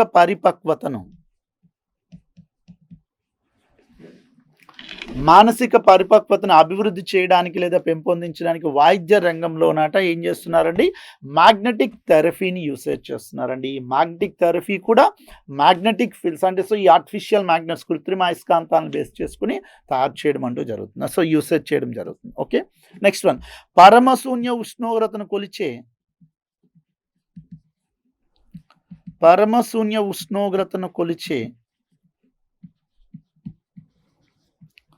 పరమశూన్య ఉష్ణోగ్రతను కొలిచే థర్మామీటర్లలో వాడుతారండి. పరమశూన్య ఉష్ణోగ్రత కొలిచే థర్మామీటర్లు అండి. అందులో ఎక్కువగా పారా అయస్కాంతిక పదార్థాలండి, పారా మ్యాగ్నెటిక్ సబ్స్టెన్సెస్ యూసేజ్ చేస్తారు. అబ్సల్యూట్ టెంపరేచర్ వాల్యూస్ మెజర్ చేసే వాటిలోనండి. ఈ పరమశూన్య ఉష్ణోగ్రతను కొలవడానికి ఏ పదార్థాన్ని తీసుకుంటారంటే ఎక్కువగా లిక్విడ్ హీలియం తీసుకుంటారండి, ద్రవ హీలియం తీసుకుంటారు. ఓకేనా? ద్రవ హీలియంను వాడుతున్నారు. బట్ ఎక్కువగా పారా మ్యాగ్నెటిక్ సబ్స్టెన్స్ యూసేజ్ చేసుకుని ఈ పరమశూన్య ఉష్ణోగ్రతను దగ్గరగా ఉండే ఉష్ణోగ్రతలు కొలుస్తారు. అంటే -273°C అంటారు, లేదా 0 కెల్విన్ అంటారండి. ఈ -273°C లేదా 0 కెల్విన్ టెంపరేచర్స్ని ఇండికేట్ చేసే థర్మామీటర్ని పరమశూన్య ఉష్ణోగ్రత థర్మామీటర్లు అంటారు. అటువంటి వాటిని కొలవడానికి కూడా ఈరోజు కృత్రిమ అయస్కాంతాలను యూసేజ్ చేస్తున్నారు. వాటిలో ఎక్కువగా ఉపయోగించే పదార్థం ఏంటంటే ద్రవ హీలియం అంటే లిక్విడ్ హీలియంని యూసేజ్ చేస్తున్నారు. సో ఇవన్నీ కూడా ఈరోజు ఆర్టిఫిషియల్ మ్యాగ్నెట్స్ని దేనిలో యూసేజ్ చేస్తున్నాం అనేది ఇక్కడ మనం తెలుసుకోవడం జరిగింది. స్పీకర్ యొక్క వెనక భాగంలో వాడుతున్నాము, టెలిగ్రామ్స్లో వాడుతున్నాము, ఎలక్ట్రికల్ జనరేటర్, ఎలక్ట్రికల్ డైనమోలో కూడా సిలిండ్రికల్ మ్యాగ్నెట్ స్థూపాకార అయస్కాంతాలు యూసేజ్ చేస్తున్నారు. ఎలక్ట్రికల్ బెల్స్లో గుర్రపు నాడ అండ్ హార్షూ మ్యాగ్నెట్స్ వాడుతున్నాము. చిన్నపిల్లలు ఆడుకున్న ఆట బొమ్మలు అందండి, సో కిడ్స్ ప్లే చేసుకున్నటువంటి ఆ డాల్స్ ఎందు వాడుతున్నాము. వేలాడే రైలు పట్టాలు ఎందు యూసేజ్ చేస్తున్నాము. టేప్ రేగాటర్లో టేప్ మీద ఫెర్రిక్ ఆక్సైడ్ అని పూత కూడా పూస్తున్నారండి, అది కూడా ఈరోజు దేన్నండి? ఈ కృత్రిమ అయస్కాంతాలను యూసేజ్ చేసుకుని వాడుతున్నాము. మానసిక పరిపక్వతను పెంపొందించడానికి వైద్య రంగంలో కూడా మ్యాగ్నెటిక్ థెరపీ చేస్తున్నారు. అండ్ పరమశూన్య ఉష్ణోగ్రత కొలిచే థర్మామీటర్లలో ఈ ద్రవ హీలియం యూసేజ్ చేయడమే కాకుండా ఈ కృత్రిమ అయస్కాంతాలను యూసేజ్ చేస్తున్నాయి. ఇవన్నీ కూడా మానవుడు కృత్రిమ అయస్కాంతాలని దేనిలో యూసేజ్ చేస్తున్నారో వాటి గురించి మనం డిస్కస్ చేసే పాయింట్స్ అండి. ఓకేనా? అయితే ఒక చిన్న పాయింట్ కూడా ఉంది అండి. సార్ మరి ఒక అయస్కాంతం యొక్క అయస్కాంతత్వాన్ని మనం పోగొట్టవచ్చా? ఈరోజు ప్రకృతిలో దొరికేటటువంటి సహజ అయస్కాంతాలు తీసుకున్నాం అనుకోండి, సో ఆ సహజ అయస్కాంతాల యొక్క అయస్కాంతత్వాన్ని పోగొట్టవచ్చా? ఈ కృత్రిమ అయస్కాంతాల యొక్క అయస్కాంతత్వాన్ని పోగొట్టవచ్చా? మరి ఒక అయస్కాంతం యొక్క అయస్కాంతత్వాన్ని పోగొట్టుపోయే లేదా కోల్పోయే ధర్మాన్ని అనయస్కాంతీకరణం అంటారండి. దాన్నే డీమాగ్నటైజేషన్ అంటారు. ఓకేనా? ఒక అయస్కాంతం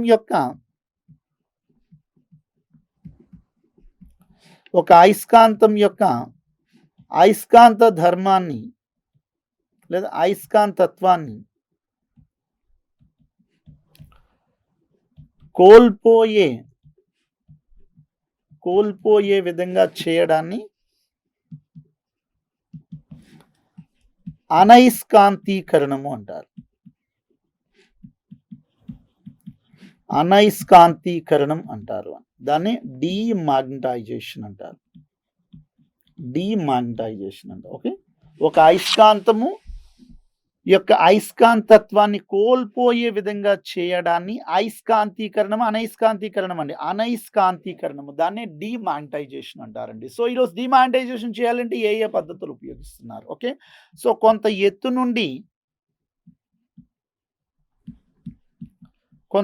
నుండి అయస్కాంతాన్ని దృఢమైన తలం మీద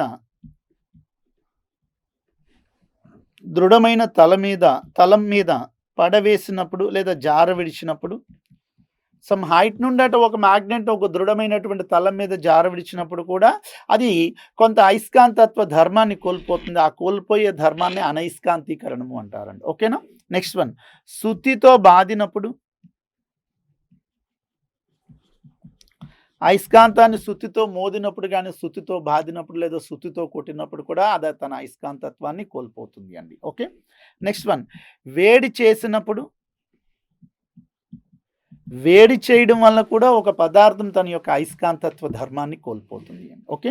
నెక్స్ట్ వన్, ఏకాంతర విద్యుత్తును ప్రవహింప చేసినప్పుడు చాలా ఇంపార్టెంట్ పాయింట్ అండి. ఏకాంతర విద్యుత్తును ప్రవహింప చేసినప్పుడు అండి ఏసీ అంటారండి. ఏకాంతర విద్యుత్తును ప్రవహింప చేసినప్పుడు సో ఏసీని ప్రవహింప చేసినప్పుడు కూడా ఈరోజు ఏంటి పోతుందండి, అయస్కాంతత్వ ధర్మం అనేది కోల్పోతుంది. అందుకోసం ఇందాక కృత్రిమ అయస్కాంతాలను తయారు చేయడానికి ఏది బెస్ట్ మెథడ్ అని చెప్పానండి, విద్యుత్ పద్ధతి. మరి విద్యుత్ పద్ధతిలో మనం ఏసీని ఉపయోగిస్తామా డీసీని ఉపయోగిస్తామండి? డీసీని అంటే ఏకముఖ విద్యుత్ అయితే ఈ అయస్కాంతాలు తయారు చేయడానికి కృత్రిమంగా తయారు చేయడానికి ఒక బెస్ట్ మెథడ్గా చెప్పుకోవచ్చండి. అదే ఏసీని పంపిస్తే మనం మ్యాగ్నెట్స్ని తయారు చేసుకోలేమండి. కాబట్టి ఈరోజు ఏసీ పంపించడం వల్ల అది కొంత అయస్కాంతత్వ ధర్మాన్ని కోల్పోతుంది, అంటే డిమాంటైజ్ చేస్తుందండి, అనయస్కాంతీకరణం చెందుతుంది. కాబట్టి ఈరోజు అనయస్కాంతీకరణం చెందించాలి అంటే కొన్ని ధర్మాలు కొన్ని పద్ధతులు ఏంటంటే, కొంత ఎత్తు నుండి ఒక అయస్కాంతాన్ని ఒక దృఢమైనటువంటి తలం మీద జార విడిచినప్పుడు, సుత్తితో 10 సార్లు కొట్టినప్పుడు, లేదా వేడి చేసినప్పుడు, లేదా ఏకాంతర విద్యుత్తును ప్రవహింప చేసినప్పుడు కూడా ఒక అయస్కాంతం తన యొక్క అయస్కాంత ధర్మాన్ని కోల్పోతుంది. ఆ విధంగా అయస్కాంత ధర్మాన్ని కోల్పోయే విధంగా చేసే ప్రక్రియని అనయస్కాంతీకరణం అంటారండి. దాన్నే డీమాగ్నటైజేషన్గా డిఫైన్ చేసుకున్నారు. సో ఈ విధంగా డీమాగ్నటైజేషన్. ఇంకోటి కూడా ఉంది అండి, రెండు అయస్కాంతాలను వాటి సజాతి ధృవాలను వేరు చేసే విధంగా పక్క పక్కన కొంతకాలం పాటు ఉంచడం వలన కూడా అయస్కాంతత్వ ధర్మం కోల్పోతుందండి. అందుకోసం అది లేకుండా ఉండడానికి చూడండి, మనకి బలరేఖలు గీయడానికి ల్యాబొరేటరీలో 2 బార్ మ్యాగ్నెట్స్ ఇస్తారు అండి. వాటిని ఒక అట్టపెట్టెలో ఉంచడమే కాకుండా ఆ 2 బార్ మ్యాగ్నెట్స్ మధ్యలో ఒక ప్లాస్టిక్ కానీ ఒక చెక్క ముక్క కానీ ఉంచుతారు. ఎందుకు? 2 సజాతి ధృవాలు కొంతకాలం పాటు అలా ఉంచడం వలన కూడా కొంతకాలం తర్వాత తన అయస్కాంతత్వాన్ని కోల్పోతుంది అండి. ఆ విధంగా కోల్పోయేటటువంటి ధర్మాన్ని అనయస్కాంతీకరణము, దాన్ని డీమాగ్నటైజేషన్గా డిఫైన్ చేసుకున్నాం. ఓకే. అయితే చిన్న లాజిక్ ఉందండి. ఒక చిన్న ఎగ్జాంపుల్ ఒకసారి ఇచ్చారు. ఒక పదార్థం అయస్కాంతం అవునో కాదో తెలుసుకోవడానికి ఖచ్చితమైన పరీక్ష ఏది? ఒక పదార్థం అయస్కాంతం అవునో కాదో అని తెలియజేయడానికి లేదా తెలియజేసే పరీక్ష ఏది? ఒక పదార్థం అనేదట అయస్కాంతం అవునో ఆర్ కాదో అని తెలియజేసే పరీక్ష ఏది అండి. ఓకేనా? తెలియజేసే పరీక్ష. ఫర్ ఎగ్జాంపుల్ నేను ఒక మ్యాగ్నెట్ తీసేసుకున్నాం. దీనికి ఎన్ని ధృవాలు ఉంటాయండి? 2 ధృవాలు. ఏంటేంటని చెప్పుకున్నాం? నార్త్ ఒకటి, సౌత్ అండి. ఇప్పుడు దీని దగ్గరికి ఏం చేస్తాను? 3 రకాల వస్తువులు తీసేసుకున్నాం. ఒకటి ప్లాస్టిక్ పెన్ క్యాప్ అనుకోండి, ప్లాస్టిక్ క్యాప్. ఓకేనా? ఇంకోటి ఏం చెప్పేసుకున్నాం? ఒక ఐరన్ పీస్, ఇనుపు ముక్క అనుకున్నాం. ఇంకోటి ఏం చెప్పేసుకున్నాం? నార్త్ సౌత్ పోల్ ఉండేటటువంటి ఒక మ్యాగ్నెట్ తీసుకున్నాం. సో ప్లాస్టిక్ క్యాప్ని మనం అయస్కాంత పదార్థం దగ్గర వస్తే ఏమవుతుందండి, ఇది ఆకర్షించడం జరగదు, వికర్షణ కూడా జరగదండి. జస్ట్ అంటుకొని మాత్రమే ఉంటుందే తప్ప కానీ ఆకర్షణ వికర్షణ జరగదు. కాబట్టి ఈ ప్లాస్టిక్ క్యాప్ అనేది ఏ పదార్థం అవుతుంది? అనయస్కాంత పదార్థం అవుతుందండి. ఏ పదార్థం అవుతుందండి? అనయస్కాంత పదార్థం. ఎందుకు? ఇది అయస్కాంతం చేత ఆకర్షించబడటం లేదు, వికర్షించబడటం లేదు. కాబట్టి దాన్ని ఈరోజు ఏ పదార్థం అంటాం? అనయస్కాంత పదార్థం అంటారు. అదే ఐరన్ సబ్స్టెన్స్ తీసుకుని ఒక అయస్కాంతం యొక్క ధ్రువం దగ్గర తీసుకొచ్చామనుకోండి, ఐరన్ సబ్స్టెన్స్ తీసుకున్నప్పుడు ఐరన్ని అయస్కాంతం యొక్క ధ్రువం ఏం చేస్తుందంటే ఆకర్షిస్తుంది. ఒకవైపే ఆకర్షిస్తుందా? 2 వైపులా ఆకర్షిస్తుందండి. సో ఐరన్ని 2 వైపులు పెట్టినా కూడా ఆ ఏ ధ్రువం దగ్గర ఉంటున్నా కూడా ఆకర్షిస్తుంది. అంటే 2 వైపులు కూడా అది ఆకర్షణకు గురి అవుతుంది. అంటే ఈ ఐరన్ అనేది అయస్కాంతం అవ్వట్లేదు. ఐరన్ అనేది ఏమవుతుంది? అనయస్కాంతం కాదండి, అయస్కాంత పదార్థం అవుతుంది. మ్యాగ్నెటిక్ సబ్స్టెన్స్ అవుతుంది. అయస్కాంత పదార్థం అంటే ఏంటి? అయస్కాంతం యొక్క 2 ధ్రువాల చేత కూడా ఆ పదార్థము ఆకర్షణకు గురి అయితే అటువంటి పదార్థమే అయస్కాంత పదార్థం అవుతుందండి. అయస్కాంతం యొక్క 2 ధ్రువాల చేత ఆకర్షణ, వికర్షణ గురి కాలేదు అంటే అటువంటి పదార్థాన్ని అనయస్కాంత పదార్థము అంటారు. బట్ అదే ఇంకొక అయస్కాంతాన్ని తీసుకొని మొదటి అయస్కాంతం దగ్గర తీసుకొచ్చామనుకోండి, సౌత్‌ను నార్త్ దగ్గర తీసుకుంటే ఆకర్షిస్తుంది. ఆకర్షించినంత మాత్రాన ఇది అయస్కాంతం అని మనం చెప్పలేము అండి. అదే నార్త్‌ని తీసుకొచ్చామంటే గనుక ఖచ్చితంగా వికర్షిస్తుంది. అంటే అర్థం ఏమవుతుంది? ఇది అయస్కాంతం అవ్వాలి అంటే వేరొక అయస్కాంతం యొక్క ధ్రువం చేత దీని 2 చివర్లు కూడా ఆకర్షణకి, వికర్షణకి గురి అవుతున్నట్లయితే అప్పుడు ఆ పదార్థం ఏమవుతుందంటే అయస్కాంతం అవుతుంది. అందుకోసమే ఆకర్షణ అనేది ఖచ్చితంగా అయస్కాంతం అవునా కాదా నిర్ధారించలేమంటే వికర్షణ మాత్రమే. అదే మనకి ఎగ్జాంపుల్ ఇచ్చాడు. ఆప్షన్ ఏ ఆకర్షణ, ఆప్షన్ బి వికర్షణ, ఆప్షన్ సి ప్రేరణ, ఆప్షన్ డి ఏది కాదు అని ఇచ్చారు. సో ఈరోజు అయస్కాంతం అవునో కాదో అని తెలియడానికి ఖచ్చితమైనటువంటి పరీక్ష ఏది అంటే వికర్షణ అవుతుందండి. సో వికర్షించుకోవడం జరిగితేనే అది ఏమవుతుందంటే అయస్కాంతం అవుతుంది. 2 వైపులా ఆకర్షించుకోవడం జరిగితే అయస్కాంత పదార్థం అవుతుంది. అయస్కాంత పదార్థం వేరే, అయస్కాంతం వేరే అండి. రెండింటికి డిఫరెన్స్ ఉంది. So one of the very important point. ఒక పదార్థం అయస్కాంతం అవునో కాదో అని తెలియజేయడానికి ఉపయోగించే ఖచ్చితమైన పరీక్ష వికర్షణ అవుతుంది అండి. మ్యాగ్నెటిక్ రిపల్షన్గా డిఫైన్ చేసేసుకున్నారు. ఓకే, సో ఇది ఈరోజు మనం అయస్కాంతాన్ని ఎందులో యూసేజ్ చేస్తున్నాము? ఒక పదార్థము అయస్కాంతం అవునో కాదా అని నిర్ణయించడానికి ఖచ్చితమైనటువంటి పరీక్ష ఏదండి? వికర్షణగా భావించేసుకున్నాం. ఓకే, అయితే ఒకప్పుడు ఈ అయస్కాంతం యొక్క ఆకర్షణ, వికర్షణ ఆధారంగా చేసుకుని పదార్థాలు 2 రకాలుగానే వర్గీకరణ చేసుకున్నారండి. ఏంటి? అయస్కాంతిక పదార్థాలు, అనయస్కాంతిక పదార్థాలు. ఏ పదార్థాలు అయితే అయస్కాంతాల చేత ఆకర్షించబడుతున్నాయో వాటిని అయస్కాంతిక పదార్థాలు అన్నారు. ఏ పదార్థాలు అయితే అయస్కాంతాల చేత ఆకర్షించబడవో వాటిని అనయస్కాంతిక పదార్థాలు అన్నారండి ఒకప్పుడు అండి. బట్ ఈరోజు టెక్నాలజీ డెవలప్మెంట్ అయిన తర్వాత మన సృష్టిలో ఉండేటటువంటి పదార్థాలను ఇప్పుడు ఎలా డిఫైన్ చేసుకున్నారంటే 3 రకాలుగా వర్గీకరించేసుకున్నారండి. అయస్కాంత పదార్థాలలో రకాలు, అయస్కాంత పదార్థాలలో రకాలు, types of magnetic materials or types of magnetic substances అంటారండి. Types of magnetic materials or magnetic substances అండి. ఓకే, అయస్కాంత పదార్థాల్లో రకాలు అంటారండి. ఏంటి సార్ ఈ అయస్కాంత పదార్థాల్లో రకాలు? అయస్కాంత పదార్థాలు ముఖ్యంగా 3 రకాలుగా వర్గీకరించారండి. ఒకటి డయా అయస్కాంతిక పదార్థాలు, డయా అయస్కాంతిక పదార్థాలు, వీటిని డయా మ్యాగ్నెటిక్ సబ్స్టెన్సెస్ అంటారు ఆర్ డయా మ్యాగ్నెటిక్ మెటీరియల్స్ అంటారు. రెండవది ఏంటంటే పారా అయస్కాంతిక పదార్థాలు, పారా అయస్కాంతిక పదార్థాలు, వీటిని పారా మ్యాగ్నెటిక్ సబ్స్టెన్సెస్ అంటారు. పారా మ్యాగ్నెటిక్ సబ్స్టెన్సెస్ అండి, పారా అయస్కాంతిక పదార్థాలు. మూడవది ఏంటంటే ఫెర్రో అయస్కాంతిక పదార్థాలు, ఫెర్రో అయస్కాంతిక పదార్థాలు, వీటిని ఫెర్రో మ్యాగ్నెటిక్ సబ్స్టెన్సెస్ అంటారు. ఫెర్రో మ్యాగ్నెటిక్ సబ్స్టెన్సెస్ అండి. సో ఈ విధంగా అయస్కాంత పదార్థాలను ఎన్ని రకాలుగా అంటే 3 రకాలుగా వర్గీకరించారు అండి.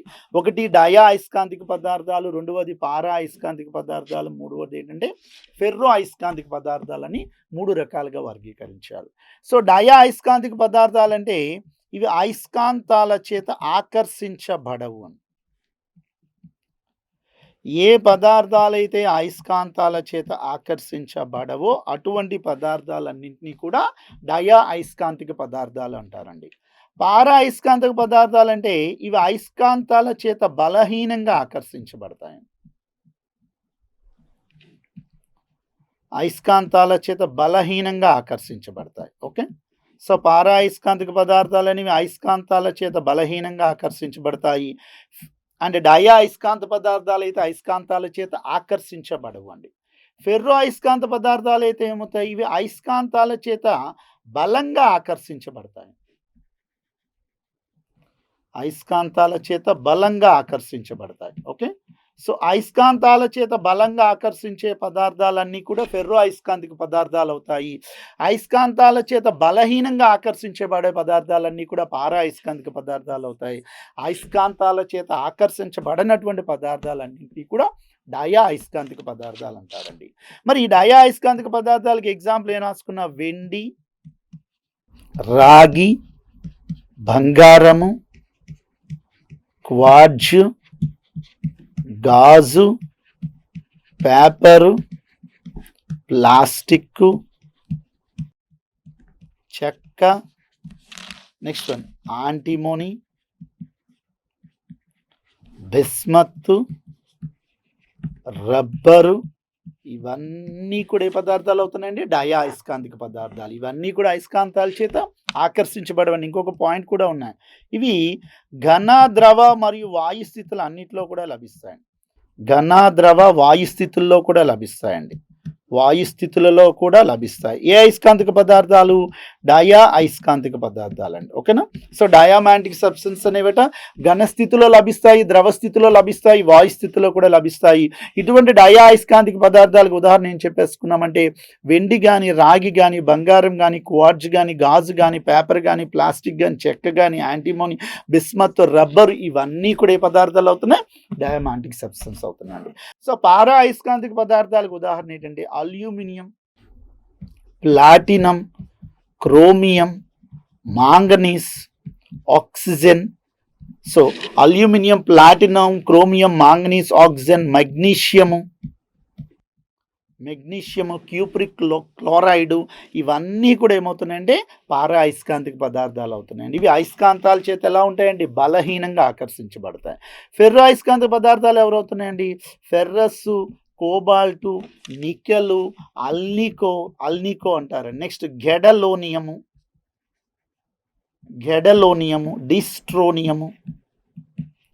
డిస్ట్రోనియము, ఓకేనా? నెక్స్ట్ ఉక్కు, స్టీల్, ఇవన్నీ కూడా ఏ పదార్థాలు అవుతున్నాయండి? ఫెర్రో అయస్కాంతిక పదార్థాలు అవుతున్నాయి. So ferrous, cobalt, nickel, alnico, gadolinium, డిస్ట్రోనియం, ఉక్కు, ఇవన్నీ కూడా ఏమవుతున్నాయంటే ఫెర్రో అయస్కాంతిక పదార్థాలు. ఇవి గది ఉష్ణోగ్రత వద్ద ఘన స్థితిలో మాత్రమే ఉంటాయి. రూమ్ టెంపరేచర్ వద్ద ఏ స్థితిలో లభిస్తాయంటే ఘన స్థితిలో మాత్రమే లభిస్తాయి. ఓకే, ఘన స్థితిలో మాత్రమే లభిస్తాయండి. ఏ అయస్కాంతిక పదార్థాలు? ఫెర్రో అయస్కాంతిక పదార్థాలు. ఓకేనా? ఫెర్రో అయస్కాంతిక పదార్థాలు గది ఉష్ణోగ్రత వద్ద ఘన స్థితిలో లభిస్తాయి. అండ్ డయా అయస్కాంతిక పదార్థాలు గది ఉష్ణోగ్రత వద్ద దేనిలో ఏ లభిస్తాయండి? ఘన స్థితిలో లభిస్తాయి, ద్రవ స్థితిలో లభిస్తాయి, వాయు స్థితిలో కూడా లభిస్తున్న విషయాన్ని గుర్తించేసుకున్నారు. సో ఈ విధంగా మనం అయస్కాంతిక పదార్థాలను ఎన్ని రకాలుగా అంటే 3 రకాలుగా వర్గీకరించేసుకున్నాం. ఏంటని చెప్పేసుకున్నాం? డయా అయస్కాంతిక పదార్థాలు డయామాంటిక్ సబ్స్టెన్స్, పారా అయస్కాంతిక పదార్థాలు పారామాంటిక్ సబ్స్టెన్స్, ఫెర్రో అయస్కాంతిక పదార్థాలు అండి ఫెర్రోమాంటిక్ సబ్స్టెన్స్ అని ఎన్ని రకాలుగా అంటే 3 రకాలుగా వర్గీకరించేసుకున్నాం. డయా అయస్కాంత పదార్థాలు ఏం చేస్తున్నాయి? అయస్కాంతాల చేత ఆకర్షించబడవు అంటారండి. పారామాంటిక్ సబ్స్టెన్స్ ఏమవుతున్నాయండి? అయస్కాంతాల చేత ఎలా ఉన్నాయండి? బలహీనంగా ఆకర్షించబడుతున్నాయండి. బట్ ఫెర్రో అయస్కాంత పదార్థాలు ఏమవుతున్నాయి? అయస్కాంతాల చేత బలంగా ఆకర్షించబడే పదార్థాలు ఎవరండి? ఫెర్రో అయస్కాంతిక పదార్థాలు. వీటికి ఎగ్జాంపుల్ వెండి, డయా అయస్కాంత పదార్థాలు వెండి, రాగి, బంగారము, క్వార్ట్జ్, గాజు, పేపరు, ప్లాస్టిక్, చెక్క, యాంటిమోనీ, బిస్మత్, రబ్బరు, ఇవన్నీ డయా అయస్కాంతిక పదార్థాలు అవుతాయి. ఇవి గది ఉష్ణోగ్రత వద్ద ఘన స్థితిలో ఉంటాయి, ద్రవ స్థితిలో ఉంటాయి, వాయు స్థితుల్లో కూడా లభిస్తున్నాయండి. బట్ పారా అయస్కాంతిక పదార్థాల ఎగ్జాంపుల్ ఏంటండి? Aluminium, platinum, chromium, manganese, oxygen, magnesium, ఇవన్నీ కూడా పారా అయస్కాంతిక పదార్థాలు అవుతున్నాయి. బట్ ఫెర్రోమాంటిక్ సబ్స్టెన్స్ అంటే ferrous, cobalt, nickel, alnico, gadolinium, డిస్ట్రోనియం, ఉక్కు, ఇవన్నీ కూడా ఫెర్రో అయస్కాంతిక పదార్థాలు అవుతున్నాయి. ఇవి గది ఉష్ణోగ్రత వద్ద ఏ స్థితిలో లభిస్తున్నాయండి? ఘన స్థితిలో మాత్రమే లభిస్తున్నాయండి. గది ఉష్ణోగ్రత వద్ద ఎలా లభిస్తున్నాయి? ఘన స్థితిలో మాత్రమే లభిస్తున్నాయి. సో ఈ విధంగా మనము అయస్కాంతిక పదార్థాలను ఎన్ని రకాలుగా అంటే 3 రకాలుగా వర్గీకరించేసుకుని ఏంటని చెప్పుకున్నాం? డయా అయస్కాంతిక పదార్థాలు, పారా అయస్కాంతిక పదార్థాలు, ఫెర్రో అయస్కాంతిక పదార్థాలని ఎన్ని రకాలుగా అంటే 3 రకాలుగా ఈరోజు అయస్కాంతిక పదార్థాలని వర్గీకరించేసుకున్నాం. అయితే చిన్న లాజిక్ కూడా, చిన్న పాయింట్ కూడా ఉందండి. ఒకానొక ఉష్ణోగ్రత వద్ద